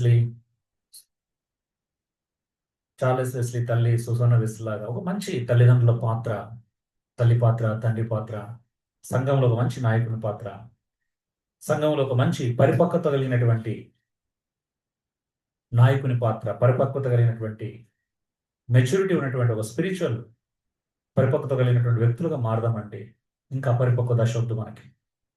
మనం చూసి మన పిల్లలు అదే నేర్చుకుంటారు. నువ్వు రేపు ఎంత చెప్పినా మారదు. మనం ఎలా ఉంటే పిల్లలు అలాగే ఉంటారు. మాదిరికరంగా ఉంటేనే పిల్లలకు అర్థమవుతలేదు. ఇంకా మీరు మాదిరికరంగా లేకపోతే పిల్లలు మీ నుంచి ఏం నేర్చుకుంటారు? మన నుండి ఏం నేర్చుకుంటారు? సంఘం ఏం నేర్చుకుంటుంది? దయచేసి ఆలోచించండి. ప్రార్థన. దేవుని అడుగుతాను, ప్రభా, వాక్యం ద్వారా నువ్వు మమ్మల్ని గద్దించినప్పుడు, దిద్దుబాటు చేసినప్పుడు, కరెక్షన్ చేసినప్పుడు, సరి చేసినప్పుడు తీసుకునే మనసు మాకు దయచేయమని అడుగుతాను. అలాంటి బుద్ధిని అడుగుతాం. జ్ఞానమును, బుద్ధిని, దైవ భక్తిని, జ్ఞానమును, బుద్ధిని, దైవ భక్తిని, పరలోక జ్ఞానమును ఇవ్వరావయ్యా. నీ పరలోక జ్ఞానమును ఇవ్వరావయ్యా. నీవు ఇవ్వరావయ్యా. నీరు ఫలములు నింపరావయ్యా. ప్రేమను, ఓర్పును, మర్యాదను, ప్రేమను, ఓర్పును, మర్యాదను, ఆత్మవశమును కుమ్మరించుమా. నీ ఆత్మవశమును కుమ్మరించుమా. నీవు కుమ్మరించుమా. నీరు ఫలములు ఇవ్వరావయ్యా. అవును ప్రభా, ఇంకా ప్రభా మాలో తెలియకుండా ఈ లౌకిక జ్ఞానం, ఈ లౌకికమైన ఆలోచన విధానం ప్రభావితం చేస్తుంది ప్రభా. మరి బలహీనమైన స్వభావం ప్రభా, బలహీనమైనటువంటి ఆలోచన విధానం ప్రభా, మేము ఇంకా దైవికంగా మారాలి. దైవ జ్ఞానం కలిగి జీవించే మనసు మాకు దయచేయండి. దైవ జ్ఞానంలో మేము ఇతరుల గురించి ఆలోచిస్తాం ప్రభా. దైవ జ్ఞానంలో నిన్ను వలె నీ పొరుగువాని ప్రేమించమనే ఆజ్ఞను పాటిస్తాం ప్రభా. మనం మీ కనీసం బేసిక్ ఆజ్ఞ కూడా మాకు అర్థం కాదు కొన్నిసార్లు. అరే, మేము ఇలా చేస్తే ఎదుటి వ్యక్తి ఇబ్బంది పడతాడు, నేను నన్ను వల్ల నీ పొరుగువాని ప్రేమించట్లేదు, అదే ఎదుటి వ్యక్తి నా విషయంలో అలా చేస్తే నేను ఎన్నోసార్లు ఇబ్బంది పడ్డాను ప్రభా. ఎదుటి వ్యక్తి నా కోసం ఎదురు చూస్తాడు, ఎదుటి వ్యక్తి కోసం నేను ఎదురు చూస్తున్నాను తెలిసి ఒక వ్యక్తి ఆలస్యం అయితే నేను చాలాసార్లు ఇబ్బంది పడ్డాను. అదే ఇబ్బంది నేను ఎలా కలిగించగలను? ఇలా మనం నిన్ను వల్ల నీ పొరుగువాని ప్రేమించమని ఒక ప్రాముఖ్యమైన ఆజ్ఞ నెరవేర్స్తే బాగానే ప్రవర్తించిన వారం అవుతాం అంటుంది. మనం కొన్నిసార్లు మంచి కోసం గద్దించుకుంటాం, హెచ్చరించుకుంటాం, సంఘక్షేమం కొరకు గద్దింపులు, హెచ్చరికలు ఉంటాయి. అవన్నీ అర్థం చేసుకునేటువంటి నీ దైవిక జ్ఞానం కావాలి ప్రభువా. నీ దైవికమైనటువంటి బుద్ధి కావాలా. ఎప్పుడు మా శారీరక బలహీనతలు లేకపోతే ఇతర బలహీనతలు మేము ఎక్కడో ఆగిపోయినాం ప్రభు. బలహీనతలు చుట్టే తిరుగుతుంది మా మనసు. కానీ ఆ బలహీనతలు ఎదిరించాలి, జయించాలి, మేము నిలబడాలి అనే ఆశ, ఆసక్తి, తీవ్రత కావాలి ప్రభు మాకు. బలహీనతలు అందరికీ ఉంటాయి, కానీ ఎన్ని బలహీనతలు ఉన్నా ప్రభా, lack of discipline, lack of accountability ప్రభా, ఇవి చాలా ప్రమాదకరం ప్రభా. మాకు ఎన్ని బలహీనతలు ఉన్నా క్రమశిక్షణను ప్రభా, జవాబుదారితనాన్ని కలిగి ఉన్నాం సంఘం కోసం, సంఘ నాయకులతోని ప్రభా, కుటుంబంతోని, పిల్లలు తల్లిదండ్రులకు జవాబుదారితనంగా ఉన్నారు. భార్య భర్తకు జవాబుదారితనంగా ఉంది, భర్త భార్యకు జవాబుదారితనంగా ఉన్నాడు. కొన్ని విషయాలు ఇద్దరు కలిసి ప్రభా నీకు జవాబుదారితనంగా ఉన్నారు. సంఘం నాయకునికి జవాబుదారితనంగా ఉంది, నాయకుడు క్రీస్తుకు జవాబుదారితనంగా ఉన్నాడు. సంఘము నాయకుడు కలిపి దేవుడికి జవాబుదారితనంగా ఉన్నాం. మరి జవాబుదారితనం ఎవరు ఎలా తీసుకుంటారు, ఎలా అప్పగిస్తాం? ఒకరోజు మనం కొన్ని విషయాల్లో లైట్గా తీసుకుంటాం ప్రభా, అది పెద్ద సమస్యలుగా మేము భావించాం. మరి అది సమస్య కాకపోతే ఎదుటి వ్యక్తికి ఎందుకు ఇబ్బంది కలుగుతుంది, ఎందుకు పెయిన్ వస్తుంది, ఇతరులు ఎందుకు ఇబ్బంది పడతారు అనే విషయం మాకు అర్థం కావాలి. అంత ప్రేమ, అంత నిస్వార్థమైన ప్రేమ మాకు కావాలి ప్రభా. దయచేసి కృప చూపించండి. మా హృదయాంతరంగాల నుంచి మార్పు కావాలి, కరెక్షన్ తీసుకోవాలి. పిల్లలు తప్పుగా తీసుకుంటున్నారు, గద్దిస్తే కోపం అనుకుంటున్నారు, ప్రేమ లేనితనం అనుకుంటున్నారు, వాళ్ళు సంతోషంగా ఉండడం ఇష్టం లేదనుకుంటున్నారు ప్రభా. మొబైల్ వాడొద్దు, ఇంటర్నెట్లో ఎక్కువ టైం స్పెండ్ చేయొద్దు, రీల్స్ ఎక్కువ చూడొద్దు అంటే ప్రేమ లేనితనం అనుకుంటున్నారు. కానీ అది చూస్తే వాళ్ళు ఎక్కడ నష్టపోతారు, ఎక్కడ బాగుపడరు, ఎక్కడ ఇబ్బంది పడతారు, ఎక్కడ కళ్ళు పాడైతే, ఎక్కడ ఆరోగ్యం పాడవుతుందో, ఎక్కడ కెరీర్ పాడవుతుందో, ఎక్కడ దేవుడు దూరం అవుతారో అనే బాధ, భయం దాని వెనకాల ఉన్నది చాలా మందికి అర్థం కాదు ప్రభా. మేము అన్ని విషయాలు ఒకరినొకరు అర్థం చేసుకునే కృపను మాకు దయచేయండి. పెద్దలు కూడా కొన్నిసార్లు ప్రభా అందరం తెలియకుండానే ఎంటర్టైన్మెంట్ ఉచ్చులో పడిపోతున్నాం. మమ్మల్ని విడిపించండి ప్రభా. ఎంటర్టైన్మెంట్ మాత్రం ఎవరు గద్దింపులు వినే స్థాయిలో మాత్రం లేవు ప్రభా. మాకు స్వతహాగా బుద్ధి తెచ్చుకోవడానికి మేము చూపించండి. ఎవరైనా మాకు బుద్ధి చెప్పినప్పుడు మారే కృపను మాకు దయచేయండి ప్రభా. వినే స్వభావం మాకు దయచేయండి. ఈరోజు చాలా విషయాలు ప్రభా తప్పిపోతున్నాం. క్రమశిక్షణ లేదు, ఉదయం సమయం లేవు, త్వరగా మా పనులు మేము చేసుకోం, అన్ని విషయాలు ఇతరులకు ఉపయోగకరంగా ఉండం. చాలా విషయాలు ప్రభా, పిల్లలు తల్లిదండ్రులకు ఇబ్బందికరంగా, కొంతమంది ప్రభా నాయకులు సంఘంకి కావచ్చు, భార్య భర్తకు, భర్త భార్యకి, అన్ని ఏరియాల అందరం కలిసి సమాజానికి మేము మాదిరికరంగా ఉండలేకపోతున్నాం, వెలుగుకరంగా ఉండలేకపోతున్నాం. మీరు లోకానికి మమ్మల్ని ఉప్పు వెలుగు అన్నారు, దాన్ని మర్చిపోతున్నాం ప్రభా. ఉప్పు లేదు, వెలుగు లేని జీవితాలు ప్రభావమై నిస్సారమైనటువంటి జీవితాలుగా బ్రతుకుతున్నామేమో. సారం లేదు, ప్రభావం లేదు, ఇన్ఫ్లుయెన్స్ జరగట్లా. మేమేమనుకుంటున్నాం అంటే కేవలం బోధిస్తేనే ఇన్ఫ్లుయెన్స్ అనుకుంటున్నాం కదా, కానీ జీవితాల్లో చిన్న చిన్న మైన్యూట్ థింగ్స్ కూడా జాగ్రత్తగా ఉండాలని నేర్చుకోలేకపోతున్నాం ప్రభా. ఇతరులను కేవలం వాక్యం వినాలి చేస్తే ఇన్ఫ్లుయెన్స్ అనుకుంటాం, కొన్నిసార్లు ఇతరుల వాక్యం చెప్తే ఇన్ఫ్లుయెన్స్ అనుకుంటాం ప్రభా. అది కాదు, అంతకంటే మించి ఉంది ప్రభా. మా జీవితం, మా మాట, మా ప్రవర్తన అన్నిట్లో కదా ప్రభావ మేము మా బ్రతుకులో చూపించాల్సింది. అవన్నీ మారాలంటే మేము క్రైస్ట్ సెంటర్డ్గా, గాడ్ సెంటర్డ్గా, గాస్పల్ సెంటర్డ్గా, చర్చ్ సెంటర్డ్గా ఆలోచించడానికి సహాయం దయచేయండి. సెల్ఫ్ సెంటర్డ్ నుంచి మమ్మల్ని విడిపించండి ప్రభా. మా స్వార్థం నుంచి, మా బలహీనతల నుంచి, మా చుట్టుపక్కల వాతావరణం నుంచి మమ్మల్ని విడిపించండి. నీకే స్తోత్రాలు చెల్లిస్తాం. మా ప్రార్థన వింటడానికి వందనాలు చెల్లిస్తూ విన్న వాక్యం అందరి హృదయాలు ఫలింపచేయమని యేసు దివ్యనామములో వేడుకొంచున్నాను పరలోకపు తండ్రి. ఆమేన్.